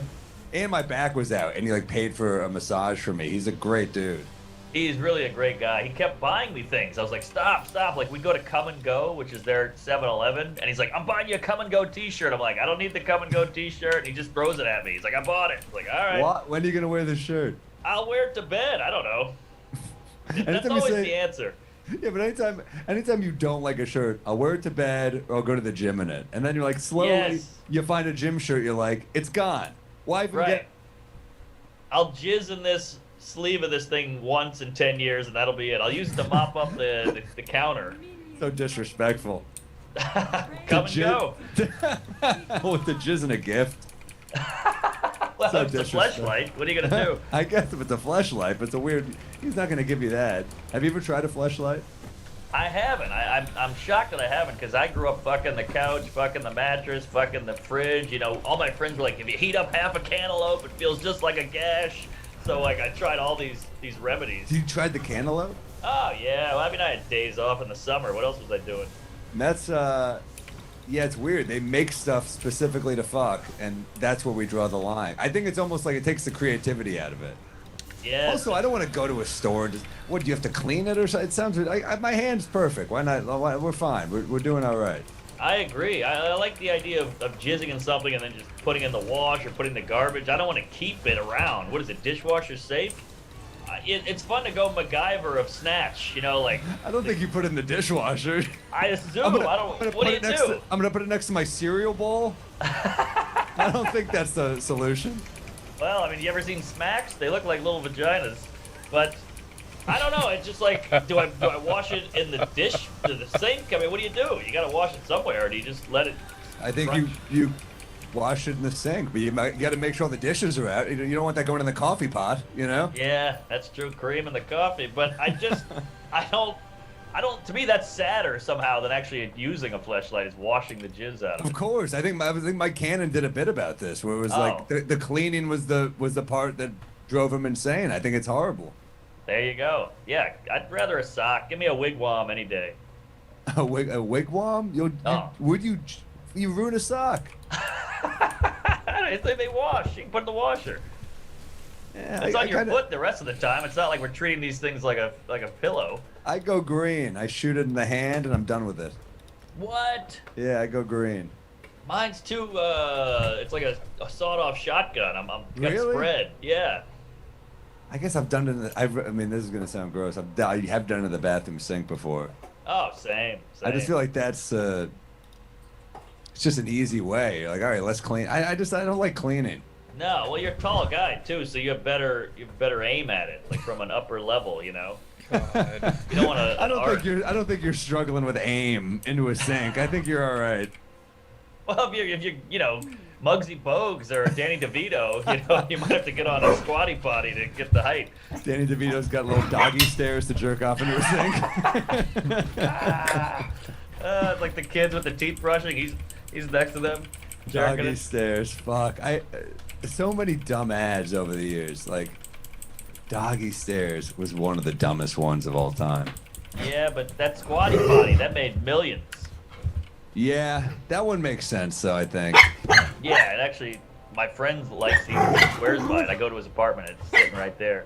Is there anything else that was, like, huge? Like, I mean, was ShamWow big or was it just mocked? I think it was pretty big. I mean, the guy cleaned up. You know, like auto places would buy it and car wash places, so they would all get it. But then you had the Pet Rock guy made a couple mil. How about Slap Chop? Was that big? No, what is that? That was what I remember. Slap Chop. You slap stuff and then you chop the food. I don't know. Oh, I don't know that. The what do you call it? The George Foreman grill. That's probably where that started. Huge. Hulk Hogan turned it down. Whoa. lot of dough. So it wasn't made by Foreman? I thought he thought of it. No, I think it was like someone made it, and let me fact check that right now. But I remember I heard Hogan say that he turned it down. Wow. That's like Will Smith turning down The Matrix. It's worse. Thing. Yeah. Will Smith is getting more movie options these days than Hulk Hogan. That's true. But I blame the, I mean, look, the guy did well, but I blame the entrepreneur, whoever made the Foreman show. Michael C. Bohm is that guy should be getting out there and selling his own product. That's what you do. I guess, but maybe it's way. I mean, it's the George Foreman grill. It's like maybe that's why it's that big. Although it's like the opposite of Stallone, right? Rocky, he was like, "This is my baby. I'm in Rocky." They offered him more money. Stallone still was like, "I'm Rocky." Exactly. This dude went the other way. He was like, "No, this is George Foreman." Yes, you gotta own it. I mean, it's your product. Papa John, the My Pillow guy, somebody else who says the N-word. You know, you gotta own your product. You gotta get behind it, and you are the face of it. But hey, look, the George Foreman did great, but you're gonna lose 30% of the profits going to Foreman. Huh? Yeah, I wonder. I mean, I wonder who would have been like the next choice after Hogan, Foreman. If Foreman turns it down, who's your next guy? I mean, you could have Lou Ferrigno, but that's too much of a bummer. He's got the speech impediment. I was gonna say Muhammad Ali, but the whole Parkinson thing might be an issue too. It's like a thing where it's all about precision coming down. He's more for the shake weight. All right. Had to do it. Had to. Shake weight, was that big? Oh yeah, that had its moment in the sun. I don't think I see it at gyms just sitting there. Nobody ever uses it because it's too embarrassing. It's ridiculous. It's around. People bought it. The NutriBullet had a real good time. That's just a blender, though, isn't it? Mm-hmm. It is, but it was quick and one push or two push. You know, it's a gimmick. Yeah. What? Anything else? Are we missing anything? Wasn't there something where you cut your hair and it vacuums it? Remember that? I don't know. That might have been the 80s. There's also like those Teflon pans do pretty well. Clap on. Clap on. Clap up. Clap I up. bought a clapper. What? Yeah. Why? That was the original Alexa. Mm-hmm. When you think about it, because you didn't have to move. Yeah, it was really like every fucking hack joke too. Is like I got a standy no. I fucked her. I got a standy no. Yeah. I'm sure that was huge for the. The problem with the clapper though is it never worked when you wanted it to. Like you're at home, clap, and it would turn off. But when you had friends over, you're like, watch this. Hold on. You know, it never worked when you needed it to. Yeah, and it's also one of those things like you're like, it was the most depressing ad. It was like basically the lady from the Life Alert commercial. She was just like, and then she rolled over, and you're like, that's the whole fucking ad. Yeah, that was it. Oh, what about the Craftmatic adjustable bed? Had a moment. Well, that would make the bed like kind of go up. Yeah, so the old people could sit up and watch TV. And My then go back to grandparents bed. had that. There you go. That was that big. got around. That was big. That was big. The adjustable, you know, it's kind of a nice thing actually if you think about it. It's kind of cool. Mm-hmm. Yeah, and this is the 90s when like there wasn't as much competition. Like if you got an invention together, there was no Shark Tank, there was no Amazon, there was no website. You had to get on TV and hawk that product. Yeah, damn, that's a good point. Now it's like you can just put a website out or a YouTube video. Hey, look what I made! It's pretty cool. Apple bought it for $2 billion, whatever. But back then it was like, this is all me in a garage in Indianapolis. Now I gotta get a TV commercial. Crazy, different times, man. What are you watching? You got any recs? Read anything? Watch anything? Movie? Anything? Yeah, well, I just finished. Well, I don't know if I finished it because it's still going. But The Lady in the Dale, you doing this yet? I hear it's amazing. I gotta get on. I'm like a doc behind you or two. It's unbelievable, unbelievable. I read about it, so I know. I mean, I just read the story because I was curious, but it's insane.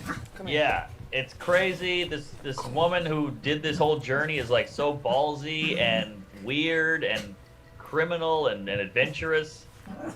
And then I'm only on episode 3, but I think the other one hasn't come out yet. But these it's the HBO, Duplass brothers from New Orleans, by the way. Oh yeah, they're great. But Netflix, these cum guzzlers, they stretch out these docuseries for 12 episodes. They don't need to. Which These which HBO ones? Give me one that Making a Murderer. That was too long. Too long. I'm watching this other one now that Ron Howard just did about the lady who died at the Cecil Hotel in L.A. and they found her in the water tower. It's like a classic old true crime story, but they finally did a doc about it, and it's so drawn out. They just keep saying the same things over and over again. And you're like, then each episode they give you one nugget, and you're like, all right, now I got to watch another one. But Yeah, everyone's they could have talking one about that episode. one. Yeah, forgot what it's called. Making a Murder drove me nuts. The only long one that I was okay with was The Staircase, because it was I know you love that one. good, but yeah, fuck, man. Yeah, they're all too. Just get it done. Just tell the fuck. I watched Tiger because of you. I watched the Tiger Woods one. Oh, again, HBO killed it. So fucking good. There was that one line, the Tiger one, where some journalist comes on and goes, "Once you conquer the world is gonna want its revenge." I was like, "Oh my god, fucking So heavy." true. Tiger So true. Woods, you feel bad for that dude because he was so fucking good, but he was like a more machine than man. Definitely. The only part of the only man thing about him was his sex drive and his ego. Like, he was so competitive. You know, he's like, whatever that Australian guy was, the good golfer, I forgot his name, cool guy. Mick or Nick, I can't remember his Nicholas. name. Maybe that's Yeah. it.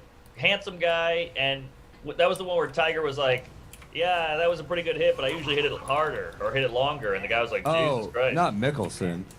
Is it Mickelson? Phil Mickelson. He's not Australian. He's from California. Oh, well, who the hell am I thinking of? He was hilarious because he's just like a chubby dude with all the goods, and Tiger fucking hates him. He's just like a fat dude who could. He's not even fat, but like he's not Tiger. He's not he doesn't look like an athlete for sure. Yeah, Tiger's like ripped out there in a polo shirt, but yeah, it's just like, hey man, relax, have some fun. But he couldn't do it. But part of me is like, is that what you got to do to be that good? Is there a balance? To be that good. Yeah. To be the best ever, probably. To be the best athlete. I mean, shit, dude. To get where he got and win, and yeah, I think maybe you have to like. It's a combination of like physical gifts that you're born with, but then also having a dad who like. Yeah. It's so weird that his dad like. It's weird because he's 2 years old on what it was like. Some talk show, Merv Griffin or some shit. Yeah. With And Bob he's hitting Hope. the ball. Bob Hope, yeah, and he's hitting the ball, and you're like, oh, you're smiling. You're like, this is amazing. But you're like, man, it's also kind of sick Yeah. that you're like, bless you. True. But Thank then you. it's like the people judging it. It's like, why aren't you doing this shit with your kids on TikTok? If your Good kid was point. if your kid was that good, you'd be milking that shit for fucking views too. Great point. Great And point. Tiger, Hey, it is fucked have up. to The be that loud. dad he's just banging women in his trailer while Tiger's just out hitting balls. So were those prostitutes? No, I think he like gave women golf lessons and he just had game. I think that was Wow. Damn. Good for him. I mean, crazy to do that in front of your kid. He's cheating on his wife, but like, I'm impressed that he could pull these. Like, they were like, he's pulling these hot young blondes. I'm like, this guy looks like Uncle Ben on the rice box. He's not even that good looking of a guy. But hey, his name was, what was his name? Like Mordecai or Archibald or some shit. Some old guy name. he just kind of looked like a little puffy. He was like a puffy dude. Yeah. He looked like a fucking North Face, you know? Right. Like Yeah, exactly. but no, he would pull chicks. I think he was also when you're like a good athlete, which he obviously wasn't Tiger, but he was like an athlete and he was in the war. I think some of those dudes just have like a fucking swagger and kind of like Good point. I think once you've done that shit, you're like, yeah, I'll fucking ask for a number, you know? Yeah, so true. I've seen Charlie, whizzing bullets by my head, and I've, watched one of my friends die. I can hit on this Tiffany.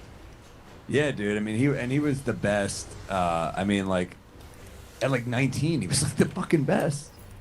Unbelievable, yeah. And this is gonna sound harsh, but it's still crazy how good he was, and his rise and fall, and he still didn't beat Mickelson's record.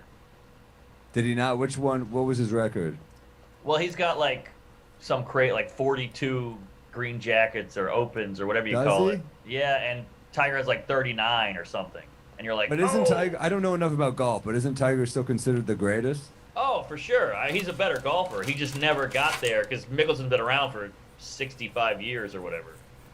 Maybe Damn. not that long. No, he's only 5 years older than Tiger. They said he also. What? Yeah, he's not that much older. Well, he does look terrible then. I mean, jeez. I don't think he's that old. I thought he was like 75. Phil Mickelson? Oh, who am I thinking of? I thought these golfers were like old honkies. Phil Mickelson? Well, he was the guy going against Tiger. He's 50. He's not that old. Oh, jeez. All right. Well, I'm the wrong guy here. Well, anyway, yeah, no, it's fucking incredible though. And Tiger, like, I felt bad for him. I remember Rachel Yucatel used to come to Gary Veter's shows. Remember that? It was your show with Gary. Really? Yeah, she was at the show. Well, at really? Irish Wow. Exit. Yeah, I saw her in the crowd once. She was a good laugher, so she's. That's all. I'm like, yeah, she tore his family apart, but you know what? She laughed Yeah. at my jokes one time, and she seemed enthusiastic. Gary said she was super nice always. Wow. I'm kind of into her. She's kind of something about her. She's just so down and trashy and fun. Like, I don't want to marry the lady, but something about her is fun. Well, I think that was maybe the problem with Tiger. Exactly. You're like, this chick's fun. I don't want to Yeah. marry her. It's like, well, then don't fucking. That was the fucked up thing, is that like he didn't just have affairs. He like let them think he was in love with all of them. Right. They all were like, he broke my heart. I'm like, Jesus, you're not just cheating on your wife. Like, you have bad cheating etiquette. Like, there's. Right. And apparently they were pissed because he didn't pay for shit. Like, even in the documentary, she was like, so I flew to Florida. I'm like, he didn't fucking fly you out? Yeah. Oh, wow. I missed that. That's interesting. Yeah, he didn't fly you places. Yeah, that's Making shitty. $100 million a year, and he can't fucking get you JetBlue Mint or something. Right. You know what I mean? Right. Come on. What the fuck? Oh, that's horrible. I didn't know that. But yeah, I think they say psychologically, you do that whole thing with women where you go like, I love you, you're special to me. My wife, don't worry about her. You mean a lot to me. I'm in love with you, because you feel bad about what your mom's been through. They say that's the Oh, wow. Well, his mom was through a lot. yeah. So it's in a weird way. It's like, I feel horrible when my dad does my mom, so I'm gonna make these women feel good. Well, short term, I guess. Yeah, They were not happy with him. I mean, that's crazy. It's also hilarious to think of Tiger Woods just in Vegas out with MJ and Charles know. Barkley. He's just like the geeky one. Yep. So true. Now here's a horrible question that nobody wants to hear, Yeah. but I can't help myself from thinking it or asking it. But no one's listening, so hey, I'm throwing it out there. I don't think that's true. I think people are listening. Ah, shit. Wow, what All is right. it? Maybe I brought this up before, but if you are a black and Asian, you got the huge dong on the black side, the tiny dong on the Asian. Does it meet halfway, or do you think you still go black dong? You know, I don't know. I'm not. It's an interesting question. I think if we're basing this purely off stereotypes, Yes. I think he's doing all right. All right, I figured he was Would be too. my guess. Because he's built more black, I'd say. All right. They're ripped Asian guys. Have you seen Bruce Lee? Yeah, but he's still petite, I'd say. He's thin. But he's built. No, all right, I hear you. So He's he's like ripped. He's shredded. It's a question. I think sometimes swagger says a lot too, and he had swagger. He did have swag. Well, if you're that good, you got. That is the other thing. Just being great will give you swagger. Yeah, I don't know. That's a great. We'll have to go to the listeners. Who do you think it's huge, tiny, or in the middle? And we're basing this only off stereotypes, of course. Yes, obviously some black guys have tiny dongs, and some Asian guys, I'm sure, have huge dongs. But I'm just going off what I've seen in the video. Even that sounded condescending. You said, "I'm sure," like you're like going off some myth. And look, I'm sure it's possible. Right. That's got to be kind of fun. Maybe it's a gamble, but like, fuck, if you're a girl who fucks white dudes a lot, every white dude is it's like who knows? It's Right. up in the air. Because I've seen some white guys I know with huge dong, and I've seen white guys I know with tiny, and so Yeah. every woman's like going in completely blind. Interesting. I guess you could say the same with a vagina, but it's not the same. Like, wow. I guess there's not the range. Right. Maybe the outdoors look a little messier or clean. The porch is messier Right. or cleaner, but the inside is God. usually pretty similar. Yeah. The interior is the same, I'd say. Yeah, For the most yeah. part. Right. Yeah, that's a good point. Is the penis A gamble. It is a gamble. You're going Yeah. in. It's kind of like watching a movie and not reading anything about it. Yeah, that's Yeah. great. That's great. Or seeing a comic. You just like, we're gonna see comedy, and then sometimes you get Gaffigan, and sometimes you get fucking Corey Holcomb. Crazy reference there. You got to be a comedy fan to get that one. Interesting. So my I realize it's inappropriate. No, but it's interesting. What about? So I'm a Tiger. Yeah, that was my favorite doc in a while. That one was. That's my rec this week. Your rec is what was it again? Well, I got a different rec. You were asking what I was watching. Okay. But I'm trying to mix it up with the recs because I feel like every time I give a documentary or a movie, so I'm going with something. And this is perfect for me and you. You showed me this in, I don't know, 2012, Pixie. Come here. 2013. We went to Montreal. What do you We were in your hotel room, which was filthy. We're pre-gaming before a show, and I mentioned your facial hair. And I was like, your facial hair is always perfectly even, and not long but not short. And you said you gotta get this shaver. Oh, the Norelco. The Norelco. Yeah. I love this thing. I've had it since you told me about it. I bought it the next day on Amazon. I've had the same one. It's the best thing. I rarely charge it. It cuts perfectly. We were talking about late night infomercials. That just kind of looked like one for a second. This is the best thing. I use it every night. Right. Then you get the black and white where I'm like, No, I love that thing. I use it constantly. Stavros has one for his pubes and one for his face. perfect. Yeah, those Greek pubes, I'm sure, need a real trimming. But yeah. It's great. Yeah. I love it. Oh, I like this. So we're doing more than just. I like this rec thing where we can do anything. Yeah, I'm branching out. I'm outside the box. 'Cause last week I did a band. This week I'm doing that, and I'm also I going listened to some of that.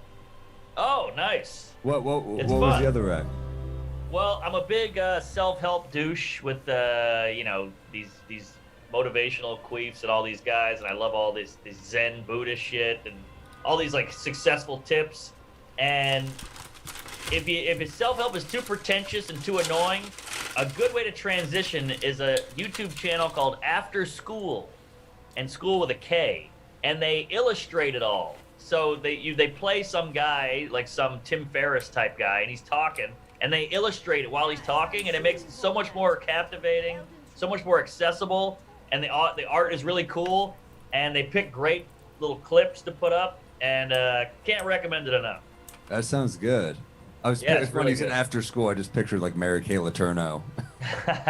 No, that sounds great. That sounds cool. I love stuff where you're like, I mean, I listened to a few episodes of Malcolm Gladwell's podcast because I like your Rex, man. I go right to him. Oh, thanks. Yeah, you try to branch out. It's all about open-mindedness and new things. And there's so much shit out there that we just, we stay in our little tunnel. We go, I like this, I'm sticking with it. But if you branch out, there's Dude. so much great shit. It's so true. I'm the king of that. And it's like, man, it's a pandemic. You got to mix it up. Your life is the same. I got to stop watching The Sopranos and The Simpsons all the time. I got to chill. So it's good. Well said. I'm gonna do that for sure. I'll Yeah, check like- out after school. Joe List bought a mandolin. He's like, I've always wanted to try a mandolin. And I was like, yeah, what the fuck? So I bought a piano. I bought a keyboard. Really? It's on the way. It's shipping right now. Are you gonna become like Galifianakis on stage now? Oh, God, no. I mean, I love Zach, but no. Are you gonna do like Dimitri Martin shit where you just do like one-liners? Yeah, I got an easel coming and a projector. But no, I just want to be the guy, when you're at a party, it's kind of dead. And, you're looking around, and you're like, what is that? You blow the dust off, you pop the little cover off, and... And, then everybody starts dancing, and somebody throws you a beer, you chug the beer. I like that your vision is just like you're just like the dude in the Heineken commercial. Yes, exactly. You're the fun guy in every '80s comedy where every Dangerfield movie, for some reason he would just start singing, and it made Yes. no, like fucking Back to School. Meet Wally Sparks. He's singing with all the wives. Goodness, greatness, great balls of fire. You're just like, why is this in the movie? I know. Was that his idea? I don't know. But So yeah, funny though. A pretty girl gets on the piano, starts dancing, and she kisses me. My tie's like on my forehead for some reason. Yeah, I can't wait. I love it. I love that you're gonna be. I know I'm gonna be at a fucking party with you, Hopefully sooner rather than later. Yeah. And this shit's gonna fucking. You're just gonna go right for it. I'm gonna be like, oh, this is what it paid off. This is what it was for. Yep, exactly. And it's gonna be a nightmare learning how to play and getting the finger strength and all that. But I'm in a pandemic. What else am I doing? Yeah, I should do something productive. I say that I won't, but I should start thinking about something. You I'll figure write. You something. write a lot at least, and you got a couple pods, and you got. You got stuff Play cooking. ball sometimes, yeah. And you read. I play ball. Oh yeah, and you play ball. Good exercise. So, I yeah, do you're some doing stuff, yeah. But it's not new. Something new. Right. I feel like that's good for your brain. I feel like Yes. that's got to be. Agreed. What? Any pet peeves? Yeah. Oh, we should do this ad too. Oh yeah, let's do an ad. Speaking of pet peeves, I'll tell you what's not a pet peeve. Lucy's nicotine gum. Have you tried this, Mark? I have. I'm a fan. Great flavors. So good, right? You got pomegranate, you got cinnamon, wintergreen. I mean, you're gonna like, you know how women kiss you and they're like, you taste like shit, you're a smoker. Now you actually taste good and you still get that 4 gram of nicotine rush. Because it's hard to point. quit smoking, right, Mark? Oh, it's got to be the hardest thing out there. I mean, there's books and tapes on it. People kill themselves over this shit. So get this gum, and if you don't like gum, get the lozenges. They got cherry iced lozenges. They taste great. The gum tastes really good. It's got the nicotine in it. And get rid of those cigarettes. Unplug your vape. Throw out your dip and get a pack of Lucy. Do yourself a favor and subscribe. It'll show up at your doorstep each month, and you'll always be ready. Get out there and create a better and cleaner you with the nicotine alternative. Yep, they're support, so go support them. 20% off all products, including gum or lozenges, at lucy.co with code DRUNK. That's 20% off lucy.co, promo code DRUNK. So clearly, this sounds like a good deal. And here's the part the lawyers will make us say. Warning, the product contains nicotine derived from tobacco. Nicotine is an addictive chemical, but you already knew that. So 20% off lucy.co with code DRUNK. Yes, there you go. All right. Now, you gave me your rec. What was your rec? Tiger Woods. Okay. So I got to tell you this pet peeve, and this is going to be another weird one because I get annoyed by weird shit. But you ever have this one? You're some guy's telling you a story or telling you a fun fact or something, and you start laughing, and they go, "No, I'm serious." And you're like, yeah, I know, but it's still funny. And they're like, no, I'm serious. Like, yeah, all right, but I still can find serious stuff funny. And they're like, I'm telling you, man, this guy murdered 3 people. I'm like, wow, 3 people? No, seriously. I'm like, yeah, I know. That's why it's funny. You're like, he was butt naked when he did it. And you're like laughing. He's like, seriously, his dick was wiggling everywhere. And you're Yes. I'm aware it's serious. I've just got a fucked up sense of humor, maybe. Let me laugh. Also, there was that line from that Bare Naked Ladies song. I can't believe I'm quoting the Bare Naked Ladies, but I'm the type of guy that laughs at a funeral. I'm like, that's every comedian. Right. Doesn't mean we're bad people. We laugh at weird shit.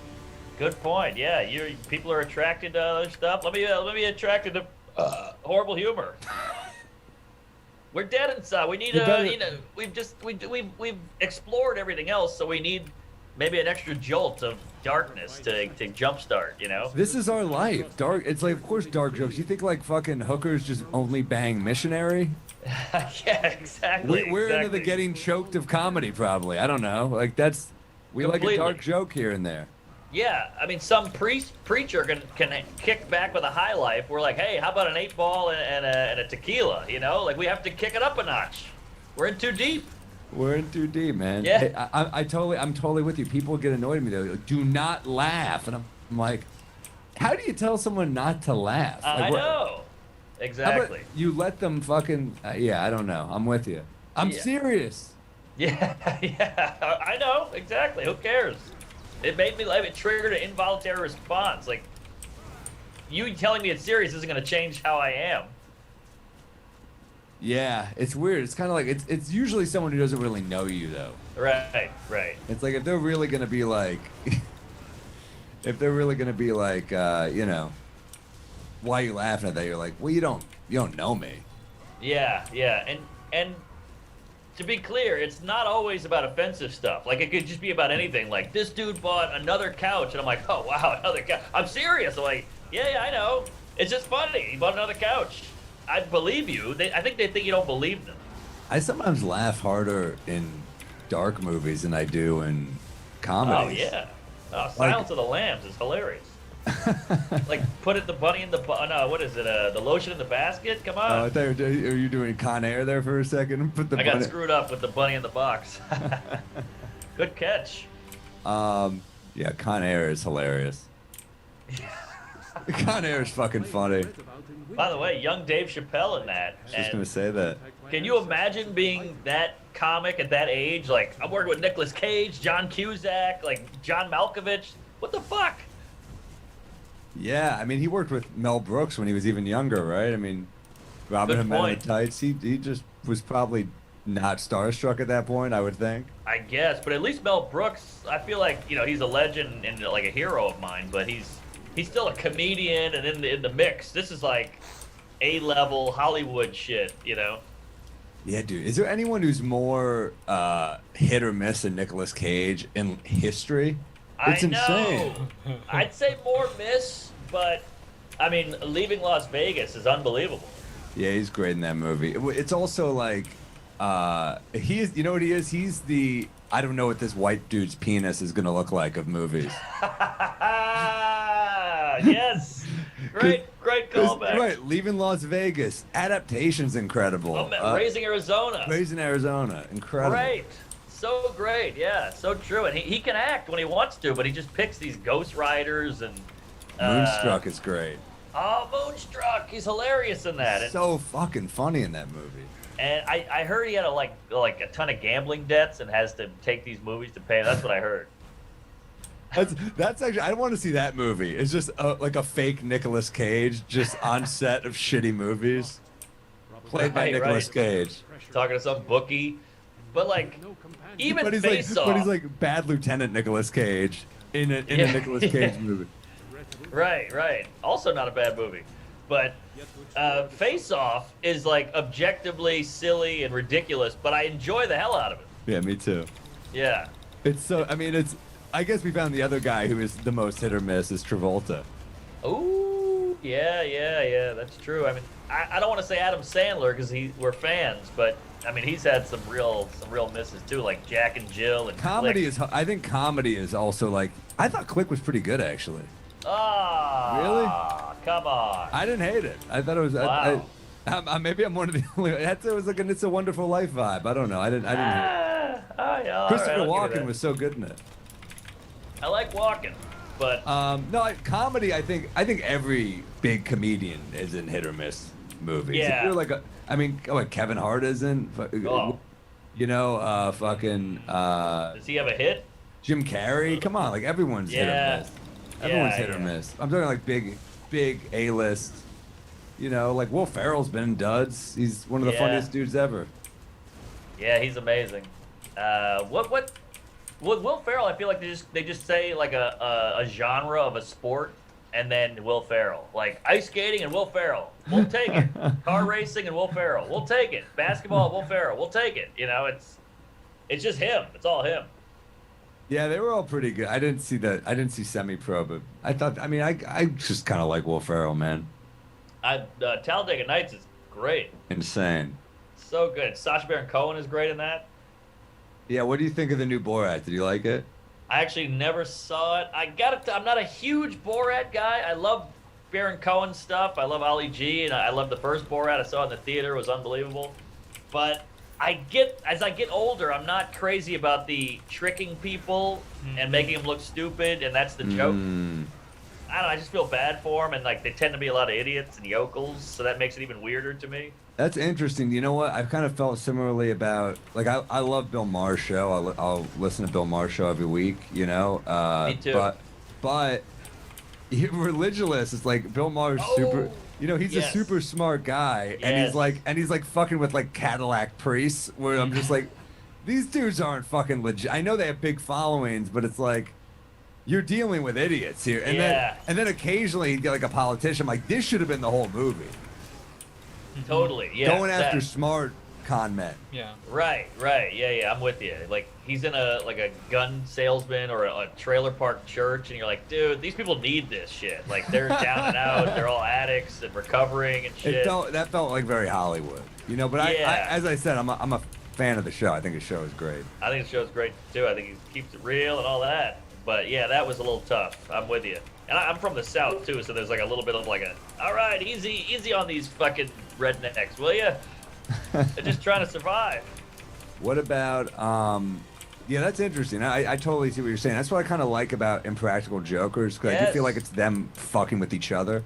Yes, yeah, it's a brilliant comedy move. Same with Jackass. They're shooting each other out of a cannon. They're running away from bulls. They're shooting each other with like a stun gun. It's them. It is weird. It is weird to like pitch or like, yeah, I just fuck with strangers on the street, and you're like, yeah, we all fucking hate that guy, but we're watching. Yeah, I don't know. get it. I don't like know. it. I feel like, and also there's a lot of hypocrisy with like the politics stuff. Like you'd be mean to this side because I'm not on this side, but if you're mean to that side, it's mean. But you should be compassionate. And I don't know. It's all very strange. So Yeah, no, I like the we're friends and we're the butt of the joke. That's my favorite same. type of the hidden camera thing. And the same goes with stand-up. If a stand-up's just up there going, this group sucks, fuck you, you gotta hit yourself every now and then. You gotta be humble and be human too. Mm. You always tell me that. Like I'll have a joke. You're like, it would work better if you shit on yourself in the beginning. And I'm like, you're right. Yeah, I mean, that's why almost every comic will open self-deprecating on late night or something to get that quick kind of, you know. So hey, heads up, I don't like me either. You know. Yeah. Marin used to have this great opener where he would come out on stage and go, "All right, take a moment to judge me." I remember that. I seen it on Conan. But it's like, you need that quick joke where you like show yourself. I think that was great because it's like that shows self-awareness as well. You know, so it's like you want to show them that you're aware. Yeah, totally. Like, it's a hacky move, but it works like a charm when the comic goes, I know, I look like this and that guy fucked her. I look like John Goodman fucked a Coke machine or whatever the fuck it is, you know, and it always hits because I go, you do. Yeah, it's the icebreaker. Right, exactly. But yeah, if you show yourself, I mean, look, if there's a way to make, sometimes the joke is only funny if you're shitting on someone else, though. Oh, cool. I'm not against it. Yeah. It's not like a perfect recipe, but like if you can make it about you, yeah, that I think helps. Yeah, agreed.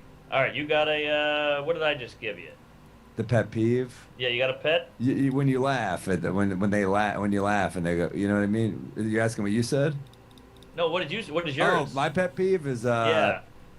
All right, I have a few. I got to choose one. I wrote down a few things bugging me. This bugs me when people go, he's got a family. Oh. As like a defense for someone being a piece of shit. Give him a break. He's got a family. I'm like, oh, so I can't. So I have to like be an incredible human being because I don't have a family. Yeah. What the fuck? That's a horrible. Everybody's got a family. You're only existing because of your family. I mean, unless they all died. I think they mean he's got a wife and kids. So Okay.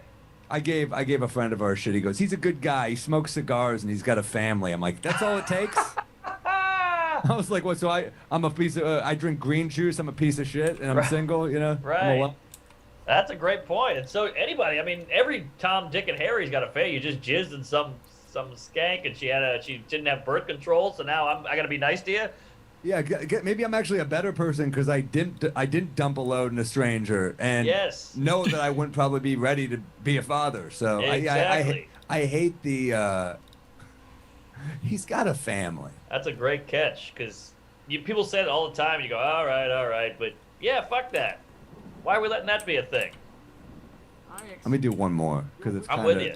There's another one when people go, I love you, but. They preface it, I love you, but, and you're like, all right, what is it? And they're like, can you lower the volume? And you're like, why do you have to tell me you love me before that? Just say, hey, do you mind? I'm sorry, just lowering the volume. How soft do you think we are as people that you have to cushion that with, hey, I love you? What does your love have to do? Right.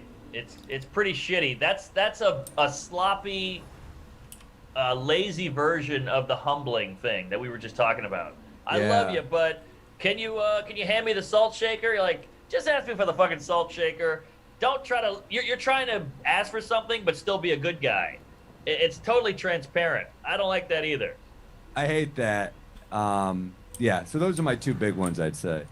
Yeah, you know what else in that same ballpark is the I had a friend who would change his voice. He would like go down a few octaves when he would ask for something. You know, he'd be like, "Hey, yeah, you know, can you give me a ride to the airport?" And you're like, "Just ask me for the ride. We're not done with the voice changing." Like he would try to sound cuter or something. Women do that in the cabs when they need Yes. a favor. Excuse me, can I have a cigarette? Yes, they do. That's dead on. We can see through it, skanks. Come on. We can't do that to it. Excuse me, sir. Excuse me. Can I have a camel? That's true. Oh, that's hilarious. I should try that. Excuse me. The guy would give it to you, just like, whoa, geez, what the Get fuck, away. guy? I bet that guy exists in the West Village, honestly. Ooh, can I have your coat, buddy? Ah.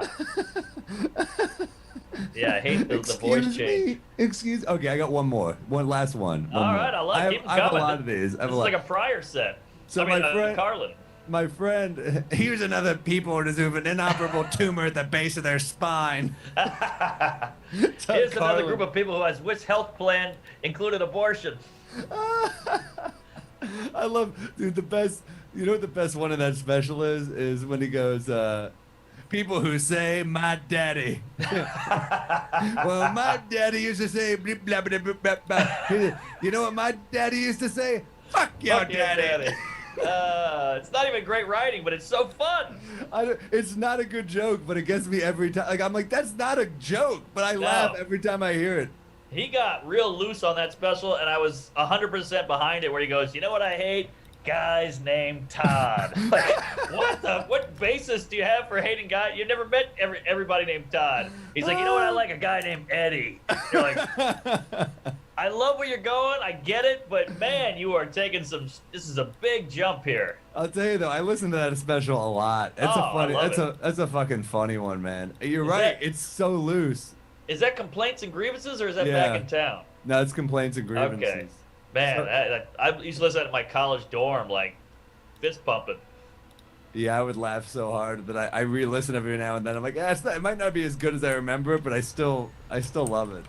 Yeah, dude. I mean, those old Carlins. If you listen back now, like how much has changed with like all like the can't say that and canceling. It is so harsh. A lot of the shit he's saying. Like he says the N-word a few times, and he's like, you know what I call feminists? A cum catcher. You're like, whoa! I can't believe he's saying this shit into a microphone. It's weird how he would be like so reasonable at times, and then Yeah. so unreasonable, and you're kind of like, it's fucking I think you just going like, yeah, if you're a Carlin fan, you got to know you're not gonna love everything you hear that night. But Right. it was that funny, it didn't fucking matter. Exactly. And you could tell he was a good guy. He was on the right side of everything, but he still just liked making fucked up jokes, which I That's think the is the best. best kind of comedian. Agree. You know, like he's gonna do abortion stuff. He's gonna do black jokes and feminists, making fun of women, making fun of women. But like, he's like, we gotta take down these politicians. These priests are fucking kids. Like he was always, the war is stupid. Like he was on the right side. But We got to take down these pedophiles. We got to take down these politicians. We got to take down guys in visors. what's up with guys that wear their hats backwards? You're 48, Jeff. Turn that fucking head around, or whatever it is. Fucking, he's ridiculous. Here's another one. Oh All right. wow! All right. So my friend got invited to, everything's on Zoom now. I'm going nuts. I did a Zoom benefit the other night, to raise money for this like Rotary Club in Connecticut. And this woman starts heckling me in the thing. It's a guy, and I go, fuck you, Steven, you fucking pussy. So I start Yeah. trashing him. And then he goes, this is his wife, Vivian. I go, oh, I fucking hate you. So I just start piling on. It felt so satisfying to destroy someone with a mic. I'm like, people have so much fucking confidence behind a keyboard, Yeah. but then when you start turning on him and all the other people on the keyboards are like, fuck her, get her, I'm like, yes. Oh, that's great. It was satisfying. But my point of this is Zoom, everything on Zoom. Like my friend goes, I got invited to a Zoom bris. a Zoom? It's hilarious. Are we not taking this too? We can't do a private bris now. You gonna make me watch you fucking? You gonna watch your baby get circumcised without free bagels or coffee? That's the point. You're going there for the hang. Right, right. It's a family affair. It's a tradition or a religious thing. Like, this doesn't need to be Zoomed. I'm not going to a Zoom baptism either. It's too much. You know what I would say? I was like, hey, can you give me recording clearance? Can I record this too? Yeah, you don't have a Tubin situation or a Jubin. But it's just crazy because, like, now I'm watching a baby dick on my computer. This is my whole life is about not ever doing that. Now it's happening. What's even weirder is I've got another window open with a baby dick. That's the. Yeah, exactly. I don't know which baby dick to watch. Those are my things. What any news stories? Anything good? You're a machine with these. I had not much news because I'm not even crazy about this segment. We could change this segment for something else. Yeah, maybe we should. You got any like a toast? We talked about doing a toast to something, anything impressing you, or something you're proud of, or I'll come up with a toast next week. Let me think of a toast now. Anything? I feel like I'm much better at. I might have to spin some pet peeves into positives for my toast. Right. People not inviting me to. That's the thing. Is like I'll say this. I'll toast a toast. The one good thing about this pandemic, I have not been invited to weddings. Ooh, you hate a wedding. I just hate I hate how annoyed people get when we don't go. Because right. it's like, just look, I'll go to some, but understand it's a big ask. That's all I'm saying. It is. It's our job. It's like we have to. It's like literally the equivalent of us being like take Monday through Friday off work. Oh yeah, and get a plane ticket, put on a suit, sit through a fucking service, go to the reception where you don't know anybody. You know Uncle Dale, and he's weird. And you gotta get a headlock from him. So then you get really drunk just to get through it. Now you're hungover. You gotta get back on a plane. I mean, it's a nightmare. It's a lot. Do you hate going to weddings too? Or, I mean, I don't hate them. I have fun at them. I want to do stand up, especially now. Think about all the weddings that have been backlogged. Oh, you're right. It's gonna be mayhem, dude. It's gonna be, and anytime I see a friend of mine post a thing like, we decided to get married at City Hall ourselves because of the pandemic, I'm like, fuck yeah, dude. Hell yeah. I'll send you a gift. Yeah, weddings are tough. I mean, I love if it's a friend and you're like, I'm going to know half the fucking party and I'm going to see a band and get drunk in a suit and dance with my lady and all that. Yeah, sure, it's good, but it always cuts into all we have are our weekends. That's where I make my money, so yeah, it's tough. And I love doing stand-up so much. Like, that's the other thing, and I miss it so much, like, with the regularity we used to be able to do it. So, yeah, no, you're right. Like, I love List's wedding, Rachel's wedding. Like, I've been at weddings where I'm like, this has been the most fun, but, like, yeah, I want to do stand-up. Yeah, no, I'm with you.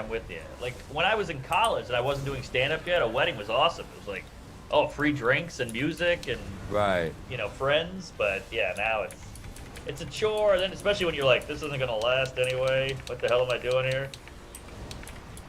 I went to one wedding and it ended like 2 weeks after. They got a divorce immediately. Yeah, I'm not gonna say who. You know the guy. Damn. And oh yeah, I do know him. It sucked. It was kind of like, you tricked me. Damn. Yeah, I mean, it still sucks to get divorced. Of course, yeah. He's doing great now and all that, but it was just this weird thing. I think the girl's parents made him do it, which is so stupid because now you just paid for this and it's over. I mean, I don't know, traditional shit. Weird shit. Yeah. How about you want to do a joke or a toast? What are you thinking? I got a bit here. Let's see. It's in the rawest form, and I need your help on here. Please. I tried it on stage and it got something, but it was clunky as hell, so I think there's something there. All right. I find it so interesting, like the biology of humans. Like, you can see a girl and you can see her like, oh, she's got pretty hair, and immediately you're like, I want to fuck her. So it's kind of crazy that your body and your mind see this woman with pretty hair and you automatically think, I want to make a baby with her. But your mind knows you're not going to have a baby. You're just going to simulate having a baby. You're just gonna do the fun part, but your body thinks you're gonna actually do the baby thing. That's why you get a boner, So your brain's going, let's go fuck this chick or fake fuck her, and your dick doesn't know. Your dick's like, I'm in. Let's make that kid. But maybe that's why you can't get it up sometimes, because your brain and your body are too in tune. So your brain's like, let's go fuck her. Why aren't you hard? And your dick's like, what am I, an idiot? I know what's happening here. I know there's no baby. I love it. I think there's A something. lot. There's a lot to unpack. There's something funny about the idea of like, you throw a condom over your dick. It's like almost like a mafioso walking into a room thinking he's gonna get made, and you just like put a bag over his head. Right. This isn't what you thought it was, you know? Yes. That's the semen. We're killing the semen. So Exactly. no baby will be made. Exactly. Yes. Literally, you're not getting made. Yes, that's great. That's a great angle. It's just so crazy because your dick has no idea, but your brain knows. Your brain's like, Right. I'm not gonna ever see this woman again. It's a one-night stand. I'm in Missouri, but your dick is like, let's go. Here we go. And if it does know, it's kind of like, why would I get out of bed for this? Yeah, it's such a big idea. I love it. I think something about having to trick your penis is so funny. Like Yes. he's really like, But I think you make a point. That's why the condom is so, because it's harder to get a boner with a condom. Maybe because your dick's kind of starting to figure it out. Like, wait a minute, why Wait, would you want? why wouldn't you want a Yes. baby? Yeah, I thought that's what we're doing here. What the fuck? Yeah, your dick thinks you're just gonna knock someone up. Right. Huh. But your dick doesn't have any. But you need your brain because the dick doesn't ask any questions. The dick isn't like, hey, you've only known her for 40 minutes. yeah. The brain is. You need the brain. The brain's protecting the entire body. The penis is just thinking about itself. Ah, yeah, that's true. All right. Yeah, the dick is like, it's almost like, they say you're thinking with your penis. Like, no, you're thinking with your brain. Because, Yeah. well, hold on. Yeah, there's a lot here. You're thinking with your penis, and you go, yeah, but I'm controlling him. Right. It's almost like when your parents are like, hey, kids, how are you? And then you tell your wife, like, we got to go to the DOCTOR. And your kid's like, what? What are we doing? You're like, we're getting ice cream. You know how you have to spell it out for the wife and the kids have no idea? Yeah, that's interesting. And that maybe that's how you work in the can't get it up angle. Right, although I'm bringing kids in, which is odd, but yeah. Kids There's with something- a boner. It's a tough sell, but you see what I'm saying. You know, you No, have to I totally get what you're doing. You kind of have to mislead. There's something very mafia about it to me, where you're Yes. like, we're going to this place, and then you take them there, and you're like, this isn't the clack, you know? Oh, yeah, right. Yeah, because Pesci thought he was about to get made, and they shot him in the head. There's something about having to lie, and you're lying to yourself. Your penis is a part of you, Yes. but your penis doesn't realize its power. Like, you're like this thing, penis. You're just thinking like, yeah, you were made to. You know what it is? The penis was made to have babies. That's the whole purpose. Yeah, but we've made some advancements. Like, penis doesn't have eyes. Penis doesn't know what's on the internet. Penis doesn't know where a lot of his shit ends up a lot of the time. And thank God for that. Thank God for that. Penis would look and be like, "You're putting it where? yeah, This is right. horrible. I'm here to make." What if penis is just like a really sweet person? I'm here to make babies. Right. Why does it smell like shit in here? Why am I on her breasts? Yeah. Even the mouth must be confusing to the dick. Like, why are there teeth in this pussy? This is getting pretty dirty, but I think getting it's an dirty. interesting idea. I like the setup a lot of and I'm a step slow. I apologize. I'm hungover as fuck. But I think the Don't push it. Don't. no. I think finding a second use. That's kind of what the penis is. Yeah. It's almost like when the phone got a camera, where you're like, no, you can do other shit now. We do. Right. The Right. Okay. That's all not right. it. That's not it. But the penis has a second use now. Second use. I like that. And it kind of hasn't caught up yet, and thank God it hasn't. With no. Oh man, can you imagine? You'd have to. I mean, that's what you're doing though. You have to drug the penis sometimes. Yeah. Yeah, pretty much. Like you have to lie to it. Yeah, yeah, no, definitely having a baby. Maybe it is.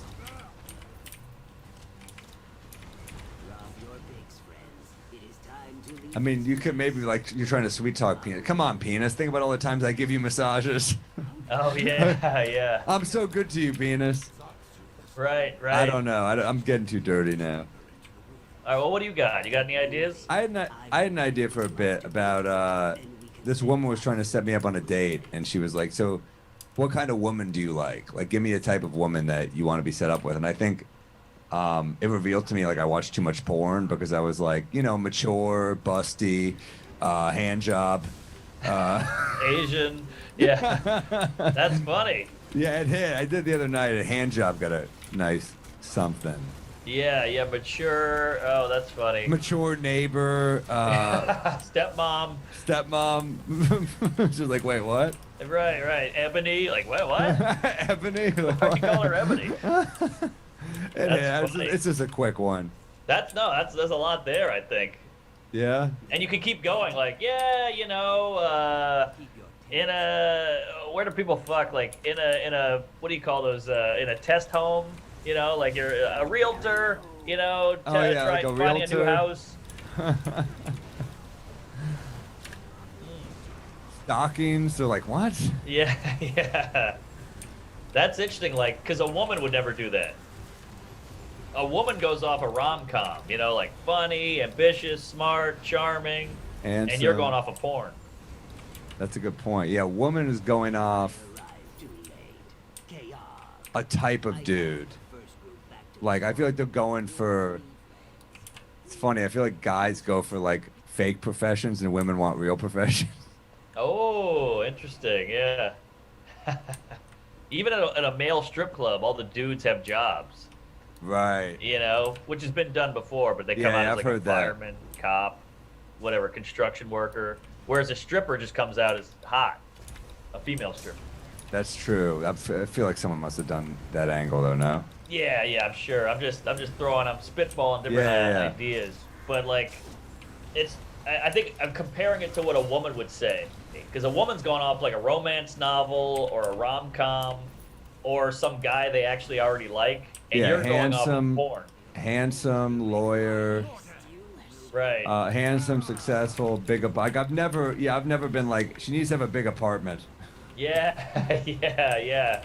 It's funny because success has nothing to do with our fantasy.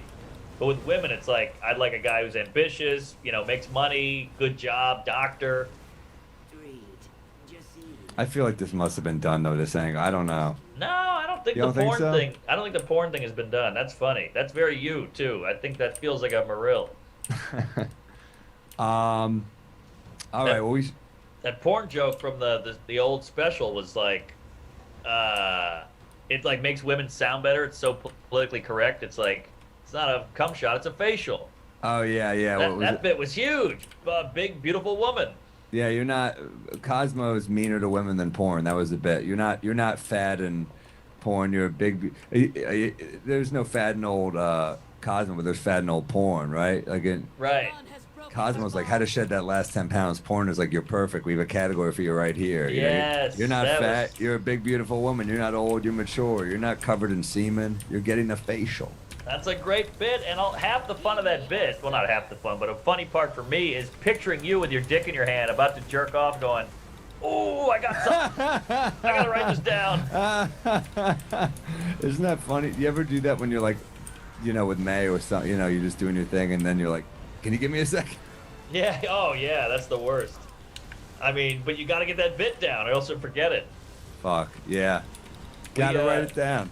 We were fooling around the other night, and I was like, "Oh, let me turn the lights on," because she wears contacts, and she didn't have her contacts in, and she's like, "Let me turn the light." I was like, "Let me turn the lights on. You probably can't see me because you have bad vision." She was like, "No, it's kind of hot," and I was like, "Ah, jeez, you know, it's hotter if you can't see me." So I was like, "I gotta write this down," and it totally ruined the mood. That's hilarious. Yeah, I had during quarantine, she gave me a haircut, you know, and she goes, "Wow, you don't look like yourself at all."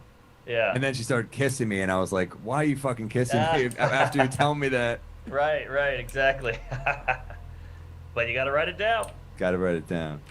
Well, people make sure to keep emailing us at Yes. we might be drunk pod at Gmail. We'll read those on the Patreon app. We got a lot of Patreon people already, dude. Woo! Yeah, We're- yeah. Send we're us stuff. We'll crushing. read it. You could get your shit read on the live app on the Patreon, and some funny stuff, some great premises, a lot of talented drunks out there. Is that what we're calling our people? The drunks.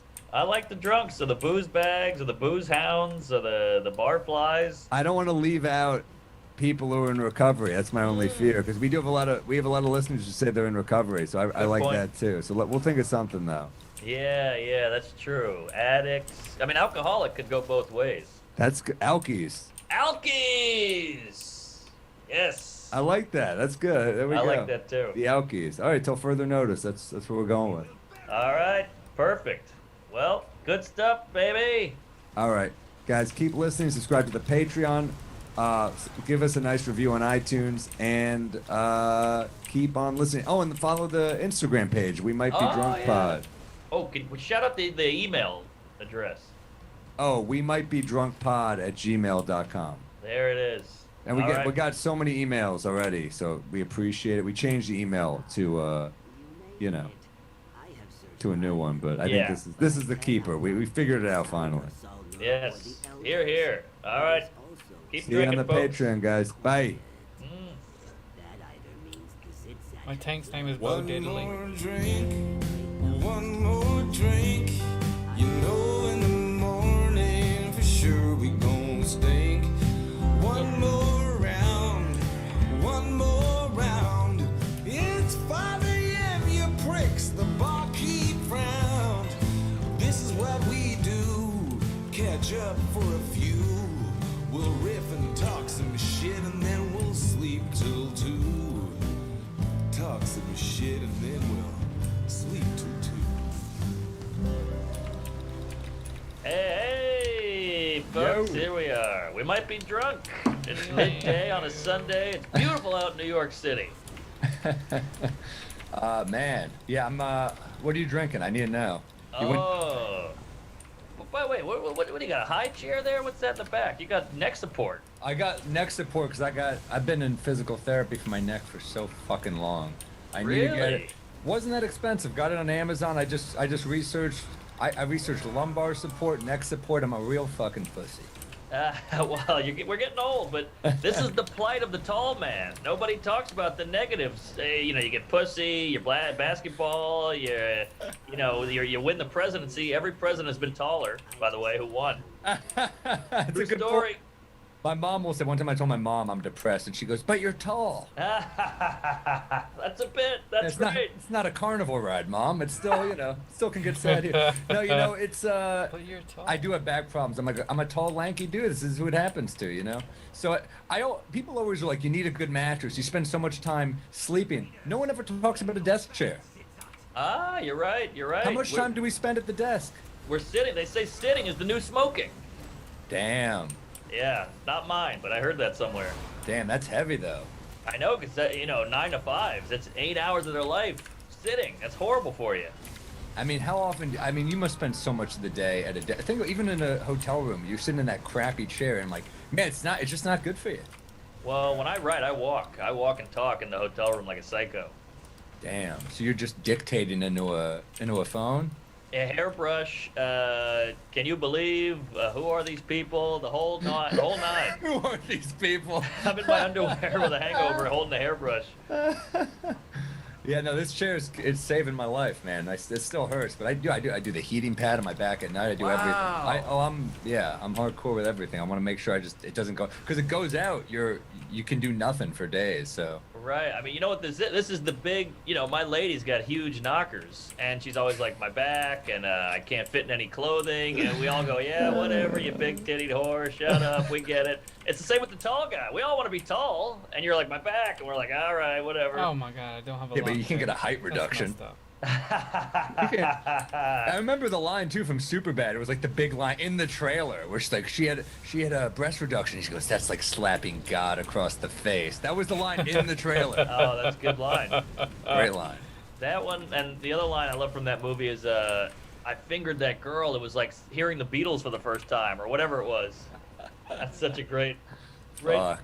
sleazy thing mixed with like a mythical, beautiful thing. That's great. Coming of age, man. Super bad. So good. Yeah, nothing better than coming of age. They mean so much to a kid. I mean, when I saw those in my age, I was like, these are the best movies ever.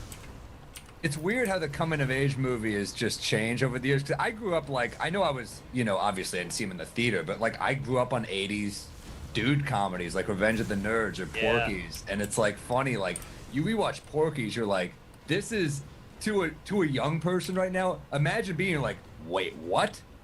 Yeah. Like I'm not just talking like the shower scene. It's like it opens, the guy calls a Jewish guy a kike, and you're just like, Right. and he doesn't even get it. Is, I mean, they're making fun of it. He calls him a kite. He goes, "It's a kike, you idiot." Yeah, that's a He's pretty like, "You're good not move. you're not even racist. You don't even know how to be racist." That was like the joke, but it was like, yeah, Yeah, was that Meat? He was like the big guy. yeah. That's kind of a nice little nod to the Jews. Like, we're gonna give you the they could have gotten you a Woody Allen type, and they gave you the big guy. That's right. I guess Meat was a Jew. Yeah, well, you figure if it's going through some producers, maybe they did some casting. You gotta get the Jack guy. Hey, at least I didn't go with stereotype. Yeah, exactly. What are you All drinking, right. by the way? I went all in. It's daytime. It's winter. Why are Hot you toddy. dying? Oh my God. Yeah, the lady cooked it up. Oh my God, I love that. That looks so good. Whiskey, honey, lemon, cinnamon. Dude, that is the winter drink, especially people dining outdoors in February. Yes, exactly. Yeah, we're under a heat lamp and a fur coat, so you need a little extra warmth. Some places aren't even doing the heat lamp. I walked by John's Pizzeria the other day. One of the best pizza places in the city, no doubt. But On Bleecker? on Bleecker, yeah. And like, yeah, we don't do heat lamps. I was like, it's 20 degrees, and like, we're good. Like they're like so cocky about their pizza. They're like, we'll make it work. Damn, that's hard. I mean, thank God you can do 25% now. The cellar's open, diners are open. Me and Salacuse went to a diner the other day. It was like heaven. Oh yeah, dude. I'm drinking a Juice Bomb IPA. I've never had this, but we haven't done a beer on the pod yet, have we? No, I don't think so. We did the lemon truly like a homo, but never done that. This is good, by the way. I'm not a huge IPA guy, but it's pretty good. Here's the thing about IPA. You learn with age, I think. I don't like them either, but one is great. Yeah, I'm the same way. I'm not a big beer. Beer's just not my go-to. I like hard No. stuff. I like hard liquor. I like cocktails. I like beer. You drink 10 beers. That's fine when you're 18. When you're in Yeah. your 30s, you're pissing all night. You're pissing all night. It's like you ate a loaf of bread. It's heavy. You're burping. I'm with you. As a kid, it was like get a rack, get a package, get a case. And now I'm like, I'll have 2 or 3 maybe. Yeah, Fun. Oh, sorry. No, what? Beer wasn't considered an alcoholic beverage in Russia until 2011. Is that real? Yeah, fun fact. Damn, because is it because they're such vodka heads? What is it? There's such booze bags over there that vodka is like red wine to them. They have it with dinner, they have it with lunch, and so then beer was like, this is water. Damn. That's why they're so fucking tough. Like in wars, Russians never quit, and it's just they just fucking drink. I know. It's same with like boxing or maybe more UFC, but you always put black guy toughest, but then Russian is almost up to black in toughness. Is that? I mean, yeah. I mean, I always think of Dan Soder's old bit about like there's nothing scarier than a Russian accent. That was like the classic. That was like his bit that like you couldn't follow that. He would kill so hard. That's such a great Soder bit because he's a hilarious guy and he's a good comic, but then he puts the voices on top of the funny brain. It's kind of like Kyle Dunnigan. Right. Man, is he funny. Like, those impressions are so good, but he couldn't really find a way into the comedy world. Then he got those filters on, and it was over. Well, he was working. I mean, he wrote for a ton of shows. You mean like That's as true. like a social media guy? Yeah, Kyle's been successful forever, but got one of my favorite jokes ever. Oh, really? You know the joke he said where they say some women think he has too close a relationship with his mother, but mom says all those women are dirty little whores. Great.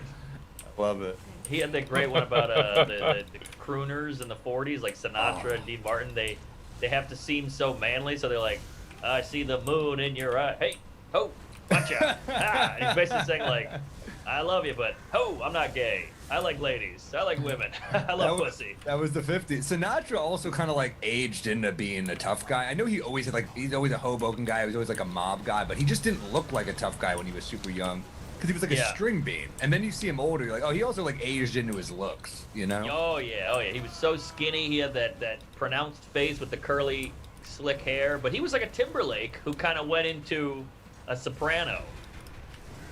Yeah, that's true. He also, I mean, yeah, he really he fell off for a while too, and I think From Hero to Eternity saved his career. It's weird, like acting really? saved him. Don't you feel like acting kind of gave Timberlake a boost too, though, with like Social Network? It was like, oh shit, he's kind of got that Totally. too.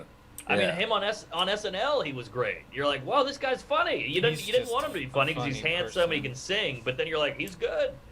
Yeah, he makes Cares fun of about it. himself. That's Right. all you want for someone who's been famous since they were 12 or whatever, like Mickey Mouse Club shit. You're like, just laugh at yourself and you're in. That's all you have to do. Right. Yeah, and it's also interesting. This is a weird reach, maybe, but like when I was growing up, Timberlake was a punchline. Like, oh, Justin Timberlake, boy band, douche, and girls Yeah. would always go, yeah, fuck that guy, he's a dork. But they didn't mean it because like he's bagged Jessica Biel and Cameron Diaz and Britney Spears and all these top shelf clams, but yet he was made fun of in his youth. But women, they'll throw that out there, but they don't mean it. Yeah, I think it's like you're in a boy band, but then like he kind of went his own way and people started to like him again. I think when you kind of do your own thing, it's weird how there's like 5 of you. They're all working, they're all successful, but one dude just fucking pops. Yeah, that Same is with like Destiny's Child. It's not like I doubt the other two are struggling, but Beyonce's fucking Beyonce. Yeah, good point. I think you have to hit the gas. Like I don't know if they hit the gas.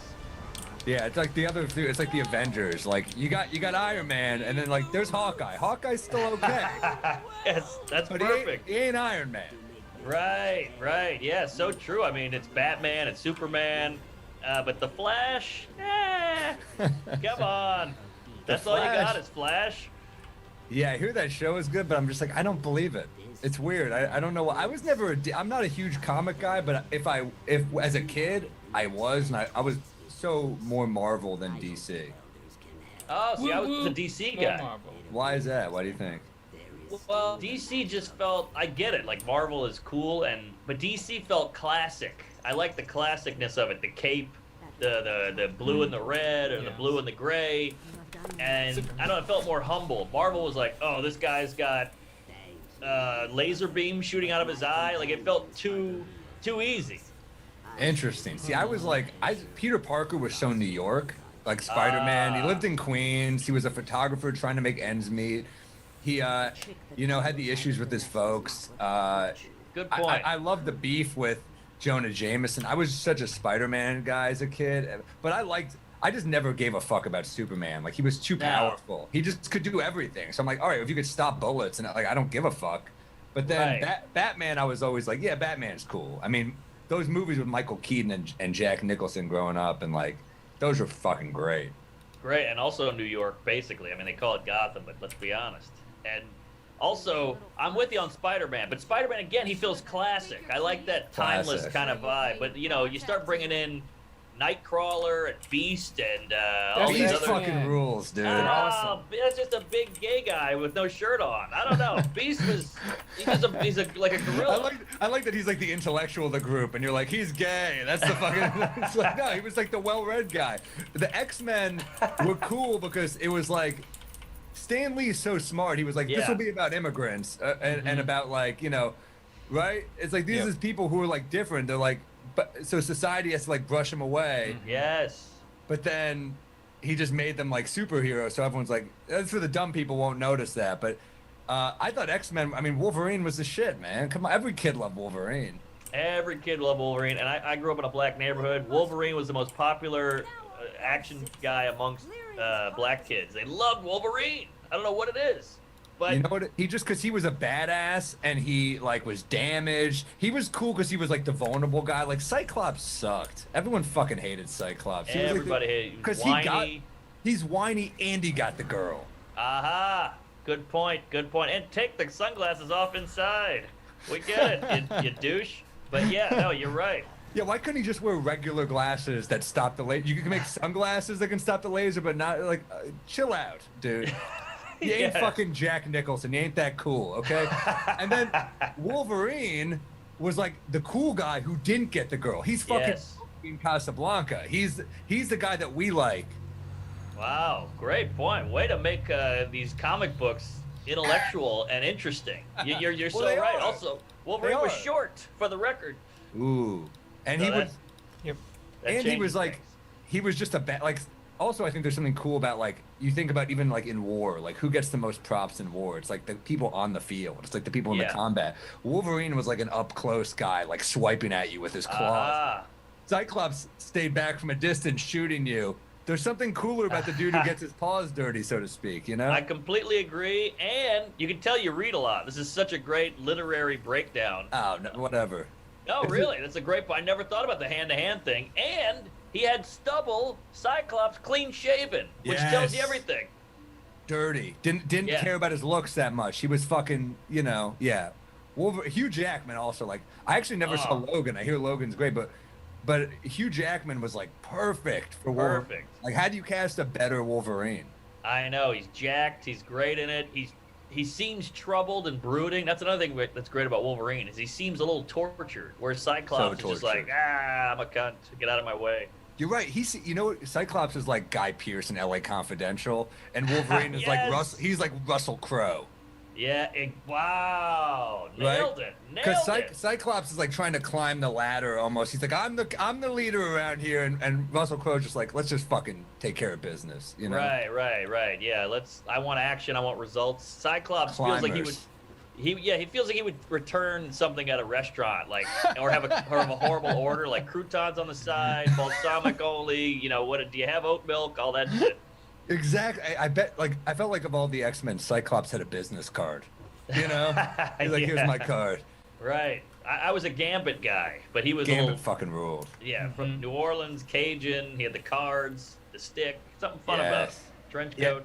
Gambit was awesome too, because in the cartoon he was always like the badass, but he always got his ass kicked. He was like the dispenser. They were like, all right, I guess Gambit gets fucked up in the scene. Right.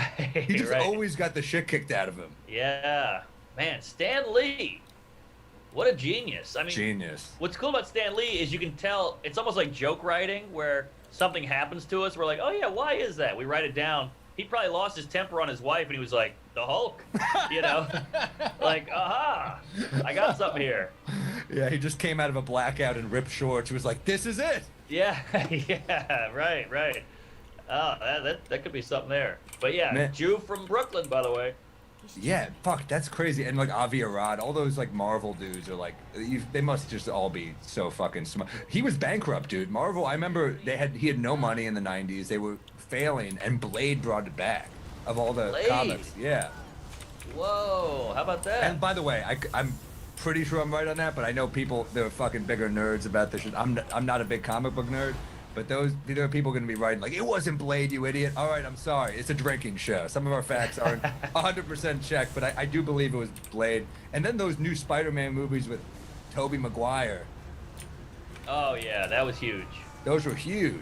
Huge. I saw that in the theater. Isn't that weird how you hear about these places going bankrupt? Like Marvel's going bankrupt. Marvel's been around my whole life. They've been on TV. They've been in movies. Like Ben and Jerry's filed for bankruptcy in like 2001. I'm like, they did? They're everywhere. I don't understand bankruptcy.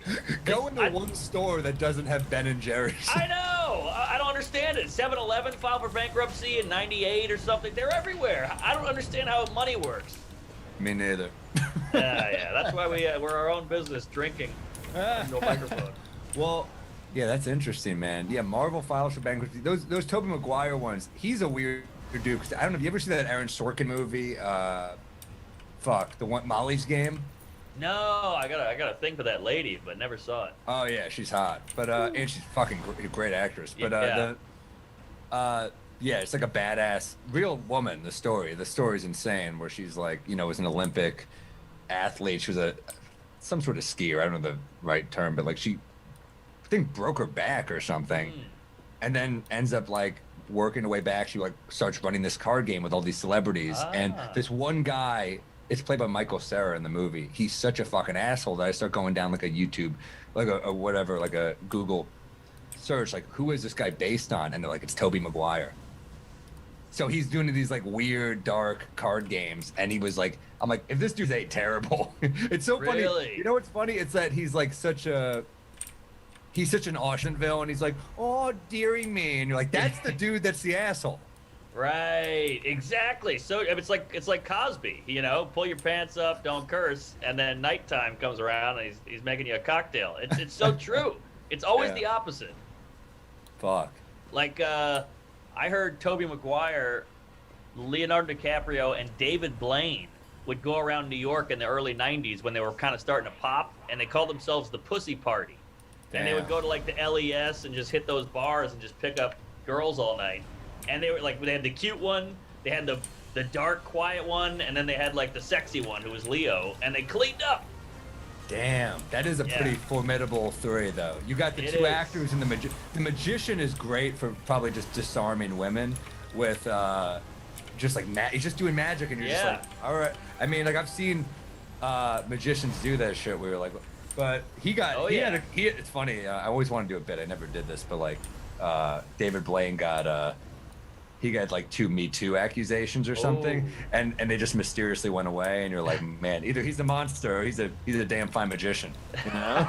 I made that disappear. That ain't easy. Even Siegfried and Roy were like, God damn. Or what's his name? Copperfield. Copperfield. No, I got where you're going. Vegas. Yeah, he's Vegas like, I did act. You I impressed did the him. Statue of Liberty, and even that lady was hard to keep quiet. What man, that hot toddy looks good too. A Oh, daytime buzz. I'll take a daytime buzz. Oh, nothing better. Nothing better. Like when I was a kid, we used to go to this park in New Orleans, Audubon Park, and just getting I know drunk. Audubon Park, dude. Yeah, right by Tulane, actually. Right behind the trolley. Yes, and we would just get drunk on the benches, and just something about that sunshine on your face at 3 p.m. with like after like 4 tall boys. That was living. Fuck, yeah, there's something about a daytime drunk where you're just like with your boys in the park. I mean, Yeah. we've done a couple times at Central Park or wherever we do where we're just like hanging out having a beer. I remember we went to that Yankees game fucking last year. Oh. Feels like 10 years ago, but it was like a year ago. Wow, we got lotto on that. I mean, I went to 10. That was all beer too. That was like ballpark beers. Something about a baseball game, man. There's something so damn special about a daytime baseball game. Because I even if agree. you're not into baseball, you're just having a good ass time. Yeah, it's just the best. Especially, I don't mind the nosebleed. You know, it's just bleachers. best. You're with your guys. You're drinking. You're yelling. You're not really bothering anybody. The sun is shining. It feels like America. I'll tell you why. I think baseball is the only sport where the nosebleeds are better. And here's my argument. Tickets are so expensive to these sporting events. You get fucking you go to the nosebleeds. You get a big crew of your friends. Right? Yes. You're not doing that in the right behind home plate seats. Also, there's not as much pressure on the game. There's 162 baseball games this season. You don't need to we don't need to be locked into every pitch. You know what I Yes. mean? So that way you're Yes. just like you're watching the game, but you're also like socializing. So it's like almost like that's why it's called the ballpark. It's a day at the park. You're just hanging out. Yes, exactly. And you can take a break. And also, there's a lot of timeouts. There's a lot of switches, and they switch teams and all that. There's so much downtime in a baseball game. Oh yeah, I love it, dude. Yeah, the 7th inning stretch, the fucking I miss sporting events big time. Like that's something when that's back, I'm taking full advantage, man. Yeah, same. And I feel like with your agent, he can really get some tickets. Let's hope. Let's go to some. You too. Let's scratch my cock. I'll scratch yours. Yeah, let's get those Michael Chase seats. I mean, he's an anti-Semite now, a transphobe. He got lit up on Twitter. I saw Did that. he? Which- yeah, again, Oh, he I did love Shay. I do too. I was like, this guy got yelled at by being a transphobe a week ago, and this week he got yelled at by the right. So I'm like, that's a comic. He's doing it right. I love him. He's such a good dude, and he's so funny. I know. I remember Christmas Day game. He took me, Rachel Feinstein, and Phil Hanley to a game, and we're like got the SNL seats, beautiful. Oh. And Shay is just so fun to go to games with because he's like a real fan, but he's also just down to drink, and he's cool. Yes. And I remember we're watching the Celtics. It was the year they had this guy Isaiah Thomas. He's 5'9", So imagine like Phil's not into hoops really, but he's watching. He's like, this guy's so tiny, and then he just lights us up. Like it's incredible to see a dude who's 5'9" live put on a show. So it was so damn. I've had so many fun like basketball nights with that dude. I love Che. Che's the man. Love Che. I hope he's doing all right. I mean, I hope he's just laughing all this off. But I don't think he's the type to even check social media, is he? good. I think You deleted get that a lot. vibe? Yeah, I don't think he does. I think it bothered him, 5 years ago when it started, and he just Come here. like, okay, people are crazy, got it, moving on. Come here. I'm getting more and more like that, where like I'll post and look less. Yes. You know, like I used to like be like, I wonder how this is performing. Now I'm kind of like, I thought it was funny. I'm putting it up. Good for I don't you. want. I don't want to get stuck in it. I used to get. It used to just go to my email, the YouTube comments. I shut that the fuck down. I don't want to see any of them. Oh no, delete that. But yeah, they call it post and ghost. That's the move. Yeah. Let me just run this by you. We mentioned day drunk, high school with your guy friends. Did you have a high school uniform? I had to wear a blazer and a tie when I was in high school. Yeah, Wow, that's heavy duty. it was funny. Yeah, man. Well, I had to wear a white button down and gray slacks and black shoes, but that was always a big thing. Was like when you got in trouble in high school, like you stole something from a convenience store or drinking in the park, you had the uniform on, so it always got drawn back to the principal. Yeah, I remember, but then also they're like, if you're like 17, 18 and you're smoking a cigarette, they're like, it must be like a businessman. You're in a tie. Yeah, that's You true. know? I remember this one kid had an inflatable bong in high school. It was like a fucking, that's how fucking hard, like, most kids are like, oh, we'll smoke a joint. It'll look like a cigarette, walk down the street. This kid's like, I got an inflatable bong. We'll go to Central Park and we'll smoke. So he would literally blow it up. Yeah. And it would be and we would just take rips in Central Park. I'm like, this is so, if we get arrested, this is the dumbest shit. We didn't think about it. We're like, Yeah. it'll work out. Could you pop it when the cops showed up or something? I don't know. I mean, Yeah. I think once they search you, you're fucked. I get, but how do you? I don't even get the mechanic. How do you light a plastic? It had a little inflatable? metal thing you put into it, but it blew up to like form the. It had a metal thing to Like- hold the weed, and yeah. I see. Wow, that's pretty good. Beer bong for the lady. Saving Silverman? Yes. Holy shit! Wow. Are we the biggest fucking nerds? I mean, like I think that's an underrated flick, by the way. Oh, so good. I mean, Steve Zahn's a beast. Yeah, he's like kind of like a journeyman, like kind of deserves. He's in one of my favorite movies called Out of Sight. Oh yeah, we've talked about that Clooney? before. Yeah, but yeah, Saving Silverman, man, fucking Jack Black rules. Jack Black is great. The whole Neil Diamond through line is hilarious, and Amanda Peet was funny and So super hot too. Hot. She's like one of the hottest actresses ever. I agree. Yeah, that's a great comedy. And Steve Zahn and Sam Rockwell are on the same level of like, I just want to So do good good. work, and I don't have to be Tom Cruise, but I just want to be in movies and do well. Yeah, but that's a good point. Never thought of him like that. But I bet like when there's a guy who's like kind of like you in that way, they're like, all right, we'll take Rockwell. He's more famous or something. Yeah, you know? probably. But they're both so good, man. All right, let's read this ad here. Let's read this ad. We got an ad for Honey, man. This Yes. is I'm excited. I actually use this product, so this is pretty. Do you ever use it? Oh yeah, love the honey. Honey, because when you're online and you check out and you're like, that's kind of expensive. This thing, you just download it, and it just goes into your browser, so it just automatically gets you the best deal. I mean, it's kind of incredible. It's a genius idea. The browser extension that fills in promo codes when you shop online. It works with Wine.com and Walgreens, which sells beer, and all those places. So just throw it in there, and you're good to go. We all shop online, and having a promo code ready to go is tough. But thanks to Honey, I don't have to search for codes anymore. Honey is free browser extension that scours the internet for promo codes. When you're ready to check out, Honey automatically applies the best one to your cart. Instant savings. Honey has found its over 17 million members, over $2 billion in savings. Wow. That's huge. And if you don't already have Honey, you could straight up be missing out on free savings. It's literally free. It installs in a few seconds. And by getting it, you'll be doing yourself a solid and supporting this podcast. So get Honey. It's free. Join honey.com/drunk. That's honey.com/drunk. I love that drunk is our code. Yeah, right? The drunks. Get on it, folks, because I grew up with my mom clipping coupons at the counter, like at the checkout. no. I was like, come on, lady. I got this, my mom's got big glasses. Like, hang on. She brought the scissors from home. It was so brutal.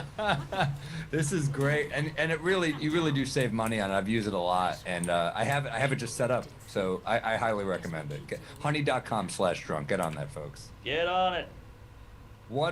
Give me a rec, because I know you're watching stuff. I've been watching your recs and loving them, by the way. Oh, great. Yeah, people have been writing in saying the recs are helping them because we're all, we all need content. We all need shit to watch. But this week, I finished Lady in the Dale. I don't know if you saw it. I loved it. I watched it because of you. Amazing.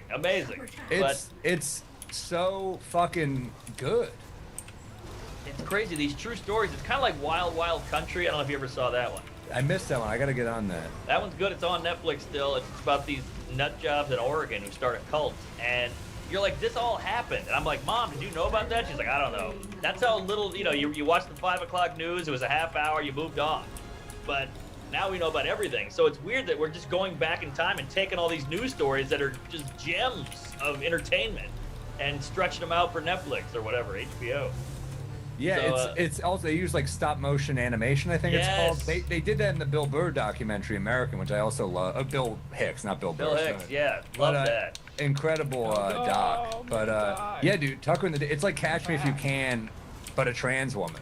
Yeah, yes, that's the pitch in the elevator. Catch Me If You Can with a trans. Yeah. But it's kind of like, I mean, I don't want to not give away spoilers on this, but it's kind of incredible that like her love for family, like being this kind Yeah. of morally questionable person, but you still kind of, it's weird when you're watching a doc, you almost watch it like it's a regular movie, a scripted movie, and you kind of root for the person because Right. she had the charm Yes. that a great actor playing her would have had, and to be a con man, you have to have that charisma, I guess. Yeah, good point. I mean, everybody in that auto shop was like, we trusted her to the death. Like we thought we were making the next great American car and blah. And she was fighting off Ford and GM and Detroit, all these guys. She was awesome. Awesome, and it's also funny that like that guy who brought her down was Tucker Carlson's dad. Because I'm watching this dude, I'm like, I fucking hate this dude. I don't know why I hate this guy so much, but the way he like, look, I'm not gonna begrudge him for following the story. You're Right. a journalist, and it's a juicy fucking story. Take that Yeah. to the bank, do Yeah, it. But of the course. glee he felt and like the joy he felt calling her a man, I'm like, oh, you're just kind of an asshole. You're just like Right. getting off on being an asshole. And he looks horrible. I mean, like, if karma's real, he looks like fucking Jabba the Hutt. I was expecting his, like, last interview to be like, oogie ba ba wah. Disgusting looking. But, Totally. it's. I mean, if that's the movie, he's like Josh Brolin and Milk. Like, he's the Yes. bad guy.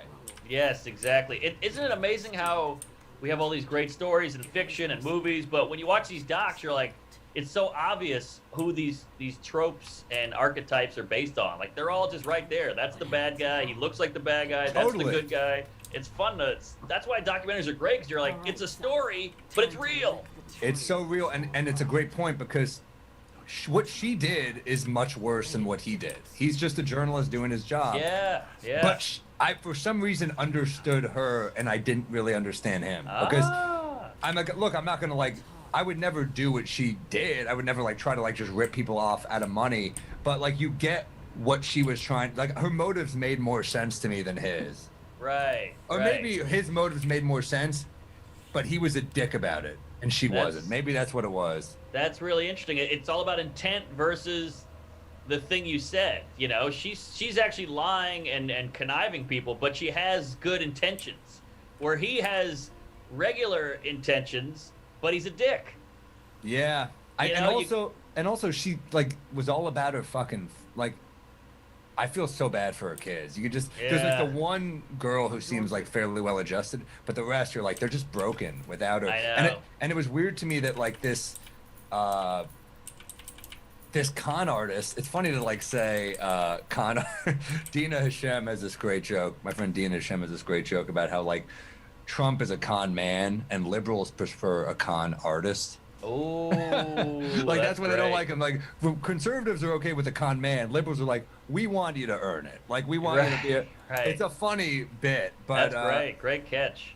But it's funny. It's like I say con man. I'm like, maybe that's like. Do you think like now the police are getting more woke? They're like, there's a con man. They're like, it's a con person. Okay, this is the con. It's the con. It could be either, you know. Right. But I've noticed they don't really do the or a woman. You know, when you go, there's a ton of male serial killers out there, and women. You know, they never do it for the bad ones. Her name was Francine the Strangler, actually. Exactly. So Yeah, exactly. no, that's a good catch. Yeah, it's really like, you know, it's an incredible documentary. There's HBO is killing it right now. HBO, Duplass Brothers, I think they're number one because Netflix is almost like this grab bag. Like, just throw a bunch of shit in, something will stick. And look, they have some great stuff, but HBO is handpicked. It's like the Whole Foods versus Key Food. Key Food's got some great shit, but you got to sift. Interesting. Yeah, my rec is Tucker is the lady. I almost said Tucker and the Dale. Tucker and Dale versus Evil. Good movie as well. But what is that your rec or what's your rec? Well, my rec is first of all, have you seen the Patrice doc?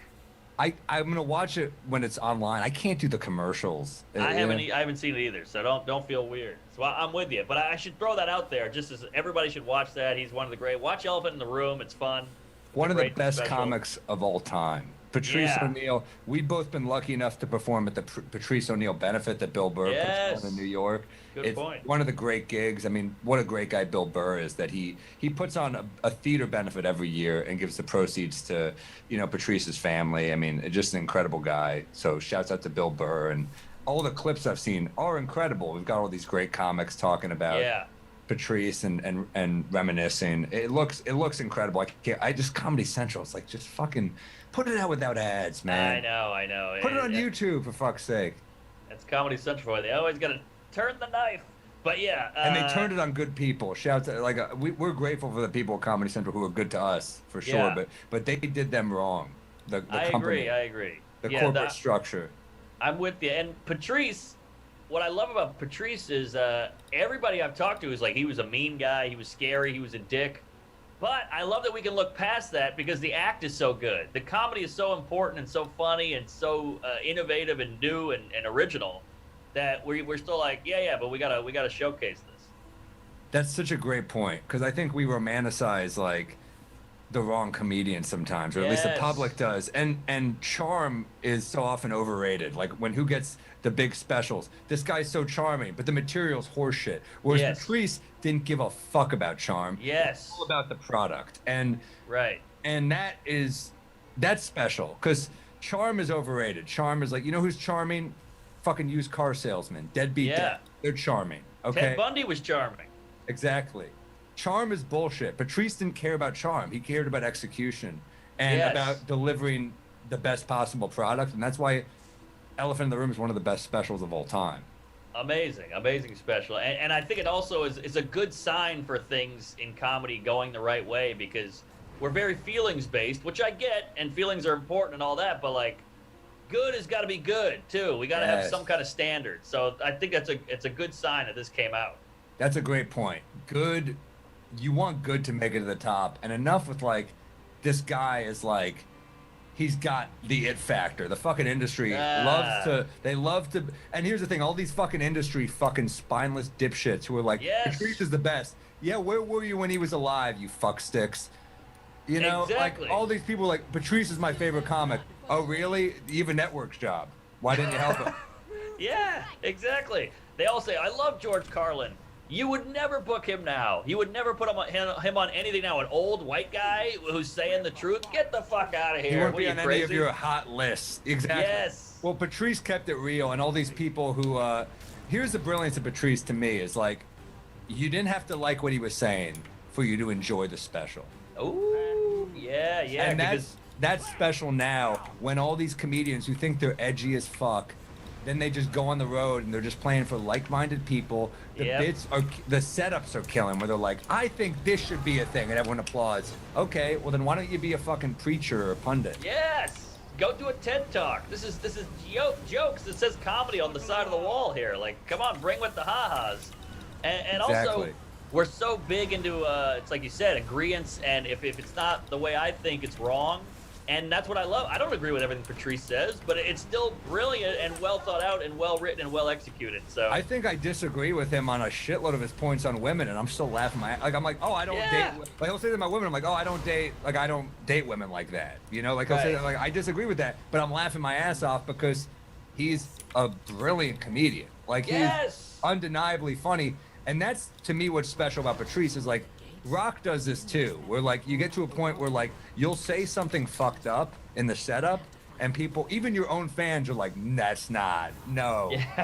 And then by the end, 30 seconds later, they're like all applauding. You're like, "That's incredible that you have Yes. that a joke can do that. That through humor you can deliver this almost this message, but it's through laughter, where like people are agreeing with you through feeling good." Yeah, that's what comedy's supposed to be. I saw Rock at the Cellar. This is 5-6 years ago, and he had this bit about how he's like, we do all this shit about how it's hard to be a woman. It's way harder to be a man. Way harder to be a man. And already the crowd is furious. All the women are like folded arms, like, all right, let's hear it.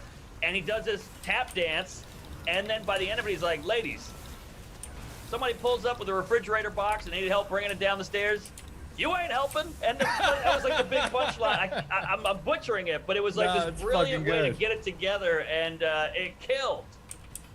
And Yeah, that's man. comedy. I've told this story a million times, but like I remember, I was like probably 12 or something. I'm in my, with my dad's parents in Boston for Thanksgiving. I have like a CD player. I have Rock's album Roll with the New, and I'm listening to it just laughing. I probably don't get half the jokes. I'm a kid, but maybe younger than 12. Who knows? But my mom sees me laughing. She's like, "What is he laughing at? I want to know what he's listening to." She grabs my headphones, starts listening, and the look of horror on my mom's face. She was just like, and then I watch her listen for like another 20, 30 seconds, and I see her start laughing. I'm like, that's fucking great. That's That great. Rock can do that. You That's know, that great. like that's so cool to see as a kid. That someone could say something provocative and shocking, and you're like, no. And then a minute later, you're like, oh wow. That they almost like it's almost like a beta. It's almost like the way a realtor will be like, we have all this great stuff in the apartment. And you get there and it's shitty. Yeah. Rock is doing the opposite. Aha. Yes. You know, he's like, this apartment sucks, and you walk in, and then it's amazing. right. You So know? true. So true. Man, that was a great little comedy breakdown there. Because that's what We're it's all. I fucking just nerds. rewatched Coming to America because the new one's Oh, coming out. I loved I it. grew up with that movie. I love that movie. By the way, that was never like a black comedy. I just thought it was fucking great and hilarious. Eddie Murphy was the king, whatever. But every joke is like their luggage gets stolen right when they get to New York. The landlord's a piece of shit. He rips them off. The guy So cuts the funny. ponytail. I mean, they're just getting screwed every left and right. They do it. They go to the nightclub. They're talking to all these gross women, these annoying women, these whatever. One woman's got a dick, and it's all a joke. And I'm like, this is what comedy is. It's supposed to be this, where it's just getting your shit stolen is horrible. And they try to sell it to him. The guy comes up with a trench coat. I got some good shit here, and he's like, you're a thief. That's the joke. And No, that's what everything is. It's horrible shit making light of it. You're so right. It's basically Rock. I mean, Eddie Murphy and Arsenio coming. They're royalty, and then they come to Yes. New York, and they're just fucking nobody. And that's Yeah. like that's what comedy is. You should be. It should be egalitarian. You should be one with all the fucking people in the fucking. That's what a good stand-up show is. Yeah. That's why when you become too fucking famous, you lose track of reality and you become unrelatable. Yes, completely. Exactly. All right, so let me get my rec. So we went off on a tangent That's there. all right. I love a tangent. But I want to throw out this show, Your Honor. Oh, we're on a different page already. You saw it? Ugh. Oh, I thought the first episode was... here's what I like about it. It's cheesy, it's way over the top, but... I'm a little New Orleans biased, but... You're very New Orleans biased. The villain is so ridiculous. This Great mob actor. guy. Michael Stuhlbarg. Oh, I love. Good actor, but it's just so heavy-handed, and Yeah. we get it. You're whatever. You're brooding. It's bad lighting. We get it. You're rich and evil, but the way it gets you thinking, like, all right, your kid got killed, so you hate this guy, but he's trying to protect his kid. So the writing isn't great, but the way it makes you think, like, all right, you want your way, but you want your way, and you're gonna do whatever you want to get your way, and just all the lying is fun to keep up with. I'll tell you what I hate about it. All right, please. I don't know, hate's a strong word. Cranston's one of the best actors ever, and Yeah. I love him. I love him so much, and I love that actor Michael Stuhlbarg from A Serious Man. He's in. He's in A Shape of Water. He's like one of those actors where like I bet no one knows that dude's name, but everyone's like, oh, that guy, which is to Yes. me a great actor, right? Yeah, Serious Man is underrated, by the way. Oh my God, the Coen Brothers are fucking geniuses. Yeah. But you know, I just thought it was just so dour and over the top, and like the over the beginning when it's like it's 20 minutes in if you think this is a spoiler, but like someone dies and the way they die, like he coughs. You think he's gonna whisper something, he just coughs up blood. I'm like, it's just so.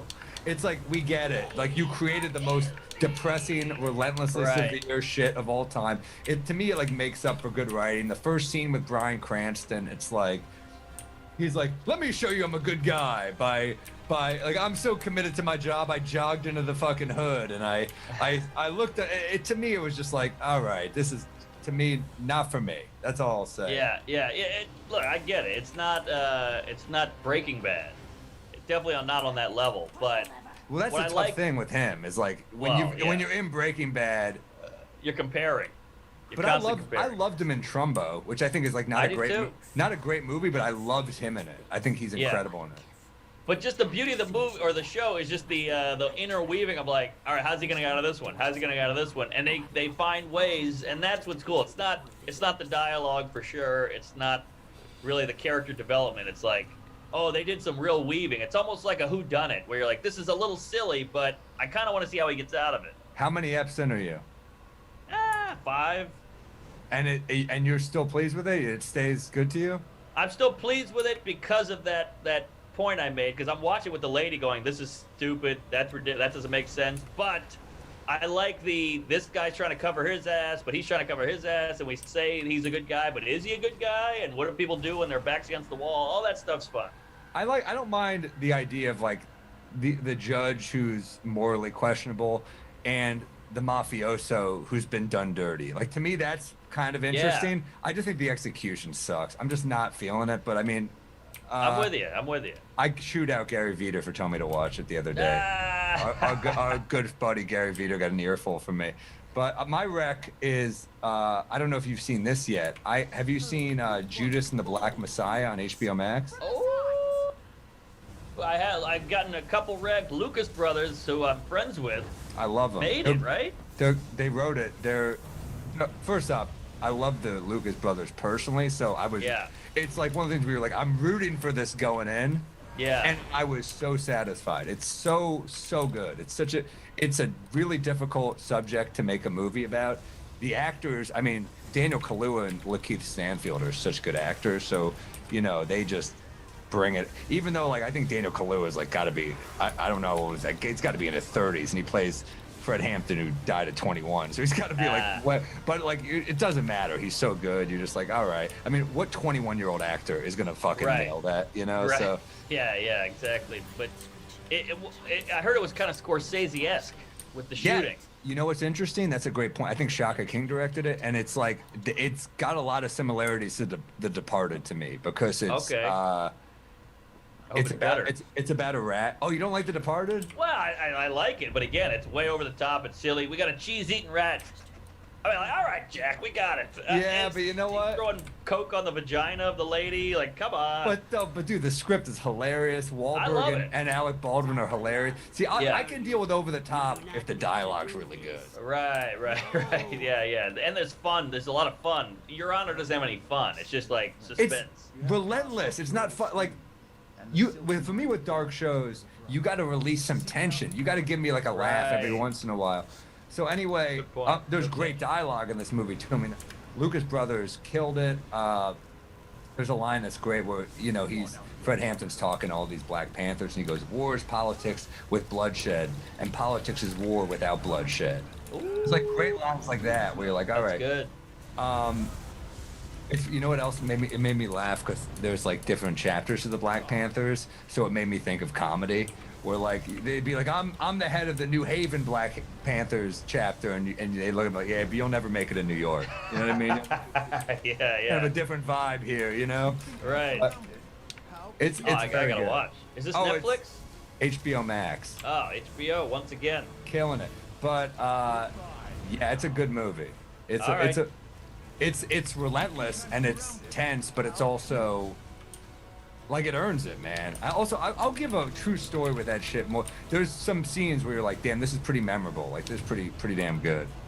All right, I can't wait. I'll watch it tonight because I need a new movie. I've blown through and everything. And the Lucas brothers is so fascinating because there's these hipster twins who are very funny on stage, but they're like obsessed with philosophy. They read Kierkegaard and Nietzsche and all these guys. And I'm mired in philosophy, so I love that shit. But they're so deep, these two dudes. But their act is kind of, it's very surface bubblegummy. They got 8 minutes on Eve 6 and Sublime and all this shit. And Well, they'll talk about like Shaquille O'Neal. They'll be silly on stage, but they're silly. yeah, but look, they know how to kill on stage, and that's important. I mean, Right. they're really funny dudes, but they also, I hear you. Like it's hard to go up there and talk fucking Lao Tzu on stage. Like what do you want? Like, Exactly. I still say everybody talks about the K sound is the funniest sound. I think the ooh sound in comedy. He said Lao Tzu, I lost it. The Hollywood ooh sounds are funny. sounds are funny. Um, Boy, accents are funny. it's a good movie. I'm proud of them. All right. It was like one of the things I'm watching. Where I'm like, I hope it's good because I'm always nervous to watch shit that friends make because I'm Yeah. just like, and I'm not like super tight with them, but I've always liked them a lot, and they're always like Good guys. if I see them at the show, we'll share for one. They're just like cool dudes. So Yeah. it's cool that they made something so good, and I think they worked on it for years and years to get it made because Wow. it's hard to get a movie made. Oh, don't give me. Yeah, Hollywood's a nightmare. Those tunnels you got to go through. So good for them, and I'm gonna watch tonight. I can't wait. Give me a peeve, dog. Oh, peeve. Well, I got a big one and I got a small one. I love it. All right, I'll go with the small one first. I don't know if you've seen this or if you hate this, but I got a real problem with people throwing trash in the sink. Ooh, like what kind? Like somebody will. Is this about your girlfriend? Well, it is, but I had a friend who did this in college, and he was a roommate, and it drove me fucking nuts. Like he would throw an orange peel in the sink, or he would Oof. throw a balled up napkin in the sink. Like, oh, I'm done with this. Throw it in the sink, and you're like, hey, this ain't no garbage disposal. This is just a drain. You can't throw an orange peel in the sink. You can't throw a wrapper in the sink. It's He's not the a dra- garbage can. He's a drain. He stinks. Yes. That's all. Yeah, it's awful. It's unacceptable. Have you seen this? Of course, yeah. I've Okay. had roommates do that. Yeah, it's unacceptable. I mean, it's not It's basically saying, you clean this shit up. That's what it is. Yeah, That's like what it somebody has to pull that out of there. Yeah, I So hate that's that. my Unacceptable. little- That's Unacceptable. unacceptable little one for sure. I can support this. I can see how the brain is like, oh, that's where you dump your Cheerios out. So your brain starts getting accustomed to like putting bad shit, discarded shit in there, but you can't throw a wrapper in there. This is a garbage can. Why Yeah. are you doing? I hate it. I hate it. What's the big All right. The big one, and this one has been covered to death by a million people, but I just hate it so much that I got to bring it up. Loud music in a restaurant. What are you doing to me? All I want to do here is talk. We got to scream. We got to yell. Or at a bar, like super loud music. What's the point? It's one of my biggest pet peeves. Thank you. It's the worst. It's unacceptable, and I feel like it's because like I used to like laugh when my mom would complain about it, and now I'm just like, oh, it's the worst. Like I think it's because, especially for people like us, like we're so used to leading with comedy and our personality. Like even trying to pick up a girl, it was never like my face that did it. It was like a funny line I feel like I had that would like break the ice, and Thanks. it's rendering our personalities useless. Yes. You know what it feels like when you're on stage and the mic goes out and they're like, just yell. So you have to yell your act, and it's never the same because now you're yelling and Yes. your timing is off, the Oh. inflection is off. So it's the worst because you're just like, vodka soda. You're like, who enjoys this? Who is this for? Like, we can have music, but just lower it. It's such a good point. That's so true. It throws your timing off, and as a comedian, timing you feel like is everything. Not only that, but I remember we'd be at comedy festivals, and all the parties would be like the music would be so loud Oh, good point. that we'd lose our voices, and I'd be like, hey Yes. man, we need our voices this week. We're performing for fucking all the industry people on Tuesday, Monday night, there's a party like, we're like, why are you doing this to us? I know. And then here's the next level of it. You tell the waiter, hey, could you lower it? And they're like, whoa, we got real Squaresville over here. What are you, the Reverend and Footloose? Like, no, I can't talk. I'm yelling. Yeah, I'm a reverend in Footloose. I don't want to just like have I came here to talk to my friend. Yes, It's exactly. like, you feel like a girl who went out to sincerely talk to her friend at a bar, and the guy was like, "Then why are you here? You like that dude? Then why are you here?" And you're like, "I just want to catch up with my friend over a drink." And they're like, "Sure you did. Sure you I did." know. I mean, Dive Bar's got it right. Just some smooth jazz in the back, or like a little piano, whatever, or even some rock. I don't give a shit. Just keep it. It should be an atmosphere thing. We're here to hang. Give me some music like I'm solving a murder in the 50s. That's what I Hey. fucking want for background. I There want you some go. light jazz. Maybe, you know what? There's nothing better in the winter to me than you walk into a bar and it's like wood panels and shit, and they're playing Sinatra, and you're like, ooh, I feel that warms me instantly. Love it. Sinatra or some Motown, something just Yes. something low key, softer. I'm totally with you. Why are we yelling? Why are we? And it's almost like when every now and then there's a band and you're like and then the band takes a break. You're all like, oh, Thank this is the God. best part of the night. If I walk into a bar and they're playing Ella Fitzgerald, I'm like, I'll stay for a few, for Oh. sure. The Billie Holiday, yeah, that's the best. But, by the way, is that the bar I think it is? That's the Fat Black Pussycat behind me right now. If you're watching us on YouTube, this is the Fat Black Pussycat, our home comedy club, part of the Comedy Cellar, which I miss so much. So the amount of nights we've had shit-faced here, Mark. Oh my God, countless, and I've just gone in and out of that curtain so many times. It's hilarious. Oh, it's beautiful. I miss it. I miss just Yeah. the hang. I miss the shitty paninis. I miss the chicken wings. I miss the drinks you order and they hand it to you in a pint glass. I've never drank a Negroni in a pint glass except for at the fucking Fat Black Pussycat. Yeah, they pile it on, but boy, you gotta love it. I'm there tonight. I'm at the cellar tonight. I'm behind the plexiglass, but it's something. I don't know if we're supposed to say that. Oh shit! It's dinner. Having dinner there. Dinner. We're having dinner. All right. What else? I got some pet peeves. Oh yeah, hit me. So, my mom will do this. I love my mom, but my mom will I'll be on the phone with her and I'm like, all right, I'm walking into the the bodega, just grab some quick food for my mom's like, why don't you just order your food? Why don't you order instead? I'm like, I'm walking in. Like what? Like, Yeah. you want me to just? I'm like, and she's like, why don't you? I'm like, well, I do order food all the time, but I also want to eat right now. Right. You're trying to just. I'm like, they don't like Fresh Direct ain't delivering tonight. Aha. Oh, good These point. are like just how I'm not. I'll order in Seamless sometimes, but like I'm doing like these are groceries I want for the house. These are like necessities. That's why you go to the corner store. I'm wearing a mask. Yeah. Oh, is she getting on you about COVID or? Is Oh, she... totally. Yeah. Oh, okay. I thought it was a health thing. It's been a year. I'm taking it seriously. Let's Yes. Let's calm down, everybody. You're definitely taking it seriously. You're allowed to go out. I mean, we're all at grocery stores. You gotta eat. But yeah, I think that's a little excessive. Wendy Liebman, great joke writer, had a great tweet the other day about how we landed on Mars, yet she hasn't been to a grocery store in 11 months. Wow, that's funny. She's That's solid. so good. So good. She kind of invented that whole thing, that kind of sly misdirect thing. Yeah, you're right. It's like there's a type of misdirect joke, and it's like Wendy Liebman, like, she like took it up a level, like to another type, where it was like, I'm tricking you every time. Yep, exactly. And if you blink, you miss one of them. There's so many and they're so quick. Yeah, she's but great. I'm with you on that. That's silly. Like, yeah, I'm not unsafe. I'm wearing the mask. I'm at a store. I'll wash my hands when I get home. We're good.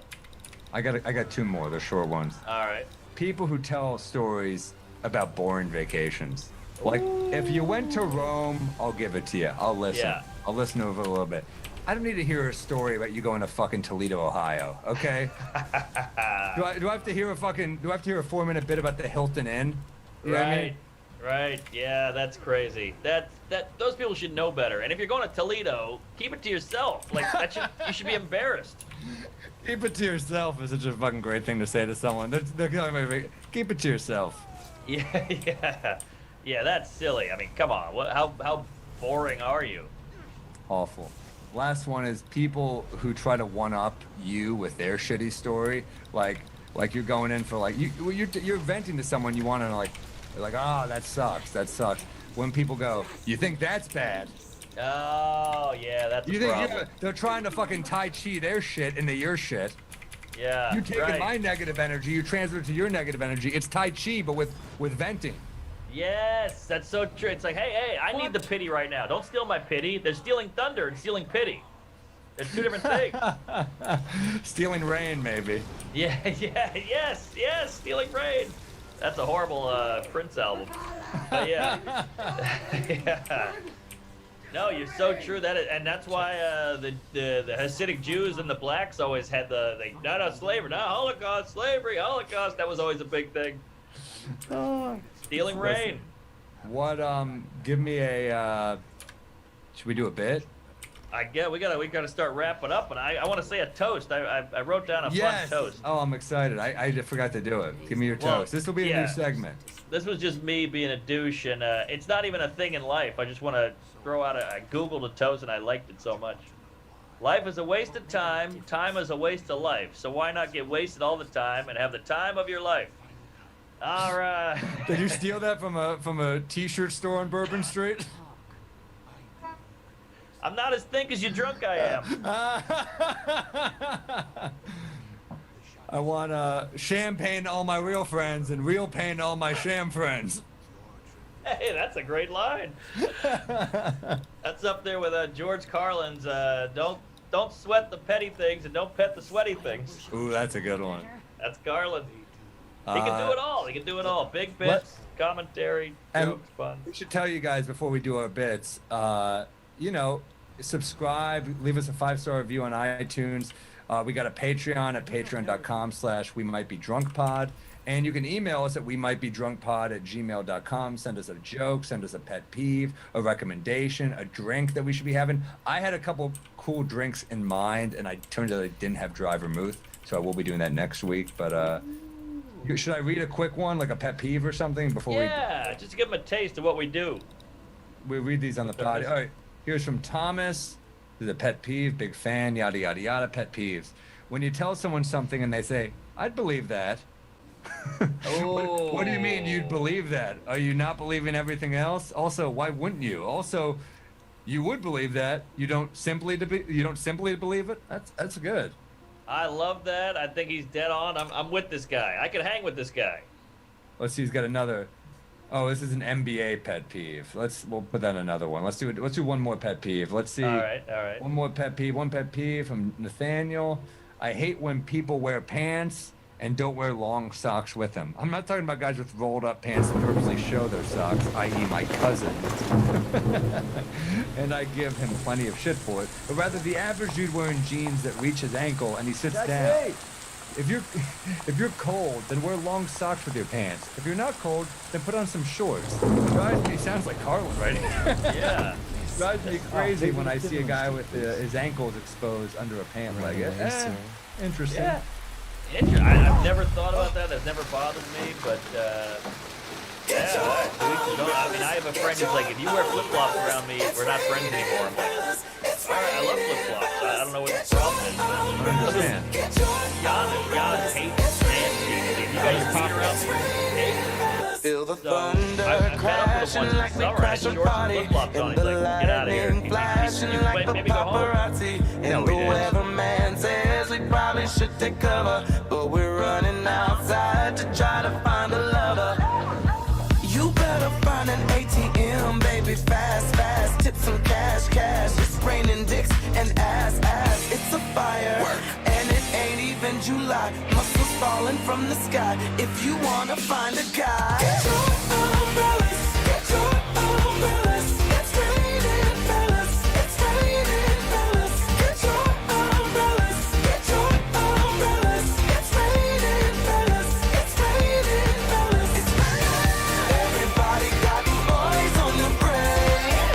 Mother Nature made a man a hurricane. Get your umbrellas, get your umbrellas. It's raining, fellas. It's raining, fellas. Well, the forecast and I'm hoping it rains. The kind of dudes that I like. Want him tall, dark, handsome, want him holding me tight. So I'm sitting here waiting for the lightning to strike.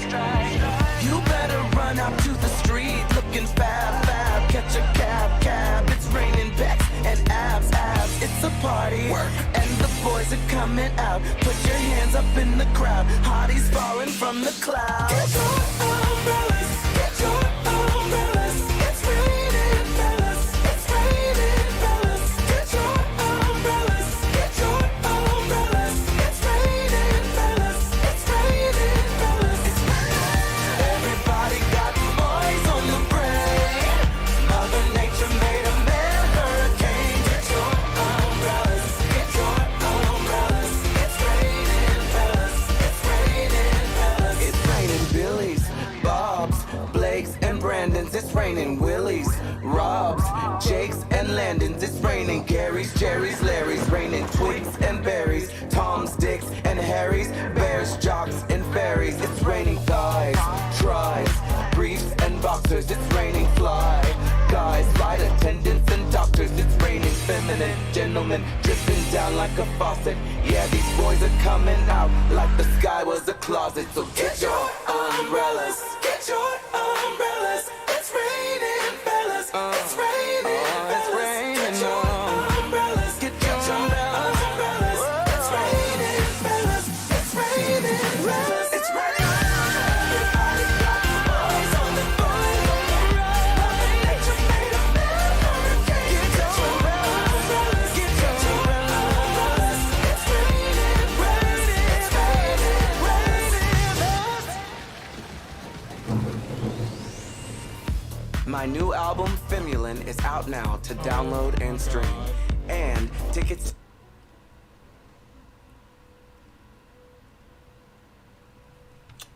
Anyway, let's go back. No, he didn't. But it was, it was. I was like, oh, what do you care? Like, are you into my feet or not into my feet? If you're not into them, just whatever. I don't. My only issue with flip flops is like if you're slowing down the walking. Yes, that I'll give you. I'll give you that. But Yeah, All I right. mean, look, whatever you want to wear, I could give a shit. But I understand maybe like visually that's weird. You see like I do agree that like in the winter it is weird to see Yes. the short socks with the long pants. But also like I don't give a shit. I wear long thermal socks every time. It's fucking February, man. yeah. I No, fuck get merino it. wool. Right, but this is why this bothers me, because this guy's inconsistent. There's something going on here, because he doesn't mind seeing my ankles in the summer, but he hates seeing my ankles in the winter. So is it an ankle issue or is it a seasonal issue? I don't understand the beef. I think it's an attire issue. I think if you're rocking, he doesn't like the long pants with the short socks. He just wants the long socks with the long pants and the short socks with the short pants or shorts. Okay. I think this guy's reaching for a peeve. Hey. That's a good. Reaching for a peeve is good. Aha. When you All shut right. down a peeve, I like that. All right, tell me a bit you're working on. Oh man, well I'm working on a one-liner and it's inside of a bigger bit. But tell me if this is stupid, and I'll put it in a vault and throw it in the river. So I talk about how everybody complains now online. Like everybody's complaining so much, we're all complaining. Even my deaf friend complained so much, I had to put him in handcuffs. Do you get it, or is it too course. silly? Yeah, Okay. It is sign silly, language. but Of it's course I funny. get it. All right. Is that ridiculous? I put him in handcuffs. Problem was, he's into being tied up. That's not a bad That's a tag. weird thing too with like deaf people. If they get tied up, like if they're into like bondage and shit, that means they can't speak. How do you sell the safe word? Oh, that's a great angle with that. Whole another yeah. angle, baby. I like it, yeah. Angling. My deaf friend was tied up the other night. He was speechless. That's good. Okay. I didn't know if it was too jokey, but it's in a quick thing with the other stuff. So You can get away with jokey. Your delivery, you're able to kind of, you get that kind of, you do enough in a row that you can kind of be silly like that. I think you kind of say it tongue in cheek too. yeah, very tongue in cheek, and it's like that vegan joke. I'm walking on eggshells around my vegan friend. He really hates that. It's just quick, in and out. I'm just trying to get as many jokes as I can. So That's a good joke. Oh, thanks. Some people give me shit like, oh, easy, you know, Shecky Green. I'm like, well, I'm just trying to get as many in here. You know what? They're jokes. It's silly. I got no issue. I like the idea of it. I haven't heard it. All right, that's one of those. It feels like Henny Youngman should have done that or somebody. I you remember know? Schimmel used to have a joke. How do blind guys know when they're done wiping their ass? So great. That's because it's like, yes, that's a great point. I love Robert Schimmel so much. Love Schimmel. I was at SeaWorld. They were selling fish sticks. I was like, I'm good. Oh, what are these? The acts that fuck up? Yeah, even better. I love it. Here's my idea. So I went on a date with a girl who was she was a conspiracy theorist. Like literally all of them she believed in. She was like, I'm in a, and it was like, it was draining. I was like, oh my God, all these fucking conspiracy theories. She texted me, I don't believe you don't want to see me again. I was like, yeah, you do believe in QAnon. You know what I mean? And then, right. and then she goes, is this for real? And I said, yes, like Sandy Hook, this is for real. Okay? Oh, that's great. All right, I think we got That's one a there. great bit. Bam. Oh, I love that. Hot Ep. Oh yeah, great. This app. was a fun one. Keep listening. Keep subscribing. Keep sending us your pet Email. emails. We might be drunkpod at gmail.com. Subscribe to the Patreon, patreon.com/we might be drunkpod. I'm loving this. I'm having so much. Yeah. Send us drink ideas too. What drinks you Yes. like? I mean, we had a drink last week I never even heard of that I want to try. And tell your sober friends who probably miss drinking. We can fill a hole that you've been trying to fill, and your family hates you. So yeah, tell a friend, spread the love, spread the word, spread the cheeks, and yeah. And Let's, this is for keep the going. sober people too, baby. We love you. Yes. We know it's tough. You know what? I'll do a quick toast before we get out of here. Here's a toast to the sober people because it ain't easy. I've said it before. You're still going to things. That's a fucking fight. We love you to the sober alkies out there. Here, here. And you're still alkies. Yeah, Literally and figuratively. You're still yeah. alkies. I couldn't do it. So more power to you. Well done. Thank you. Thanks for listening, guys. One more drink, one more drink. You know in the morning for sure we gon' stink. One more round, one more round. It's 5 a.m., you pricks, the barkeep frowned. This is what we do, catch up for a few. We'll riff and talk some shit and then we'll sleep till 2. Talk some shit and then we'll sleep till 2. Hey, folks, here we are. Get your drink on. We might be drunk with Mark and Sam. We're here. What's shaking? Yo, I'm chilling, man. What are you doing? I just got back in town today from Raleigh, and I'll tell you, it's an hour and 8-minute flight. I love it. And took a nap, and I'm ready to have a cocktail. Oh, what are you drinking? Well, today I'm going right in with maybe the best scotch I own. Wow, I want to see this. Oh man, you're going classy. Lagavulin 16. Oh, yeah, I don't know where I got this. Somebody gave it to me, or it was a gift, but special occasion. Ooh, class. That's a classy man scotch. Oh, yeah. Or woman. That's Hey. you know who's always drinking that on tour, I'm sure you know, is Oh, yeah. Amy Schumer. Yes, maybe that's where I got it. I have no idea where this came from. I wish I did know, but yeah, this I've been sitting on this one, and you know, it's the 12th F. That's a milestone, I guess. You know, 12 steps, 12 F. What did you do this when you were on tour with her? Because a lot of people, you know, may not know this, but the rider, you get the rider, you get it in your dressing room. She'd have the booze in her dressing room, which I'm sure she didn't take. Yes. And then you get the booze in your dressing room, which I'm sure you took. So you took yours and hers? I took mine home. I took hers home, and I took all her food. I didn't want to be too high maintenance, so I was just like, give me one bottle of this and a couple of granola bars and some beef jerky, and I'm out. Because you know you don't want to buy beef jerky on your own. That shit's like $8.99. That's such a man rider. I love it. Granola, beef, and scotch. Yes, I want to just be able to throw it in my bag and get moving. I got my starch, my meat, and my liquor. When I was out with her, I think I got your rider a lot of the time. So when I was out with her, I remember there'd be like Ardbeg, which is Yes. Great winter scotch. Yeah, peaty. Very good scotch. Well, this is the king of peaty, Lafroig and Lagavulin, what you have right now. That's true, yeah. Just that dark bottle. Oh my god, I love it. It's so thick and whew. Smells like bacon, man. Yes. Much like my ex. But wait a minute. Is it what is more overpriced? Beef jerky or printer ink? I haven't owned a printer in years. Oh yeah, me Do you, neither. do you even? Yeah, it's like whenever I talk to someone who's like 50, they're like, "You fucking millennial." That I don't own a printer, but I'm like, why do I need one? Like, well, I don't get what I guess like if you're writing a script and you want to look at it on a page rather than on the screen, but like, I don't need all I'd really use it for is probably contracts. And then what am I gonna scan shit? This sounds like a whole. I can just download an app. I can write my thing in. Like, why do I need a printer? I know, but there was like a 5-year period where you kind of had to have one. Everybody printed their boarding pass. You had to print it out and sign it. There was always some need for a printer. I would go to the store and print out my boarding pass, and then I would print the return ticket in the hotel lobby. That's right. That in the little what do you call that? It was like the business suite or whatever bullshit. Yeah. Which we've all jerked off in before, let's be honest. The business center.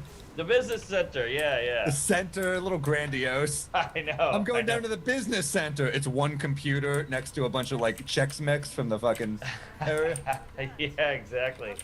Oh, I hated that computer. It was always so slow. You had to log in. You didn't know your password. It was a nightmare. There was always some old guy on it before you, and you're like, please, just let me print out my fucking boarding pass. Yeah. He was looking at like sunsets. You're like, what is? Yeah, I don't know. Oh yeah. That was. Remember you might not have had this as a Manhattan kid, but growing up in the '90s, we had the computer room, and you had to have. It was like you had a designated room for the computer for porn, for eBay, for googling stuff, directions. Well, yeah, we did, and I remember the AOL like it made noise. You had to be careful. Like you were doing a heist just to jack off back in the day. Yeah, that was an exciting sound back then. You had the towel under the door for weed, for the sound. The towel played a big role in adolescence. Yes, and that towel was crunchy. Let's be honest. Oh man, was that was a wild time. And remember jerking off with headphones in because I was like, oh, I'll be stealthy. But then you're also freaking out because you don't know if footsteps are coming. Damn, that's right. Noise canceling. It's got its perks. It's also got its problems. Yes, exactly.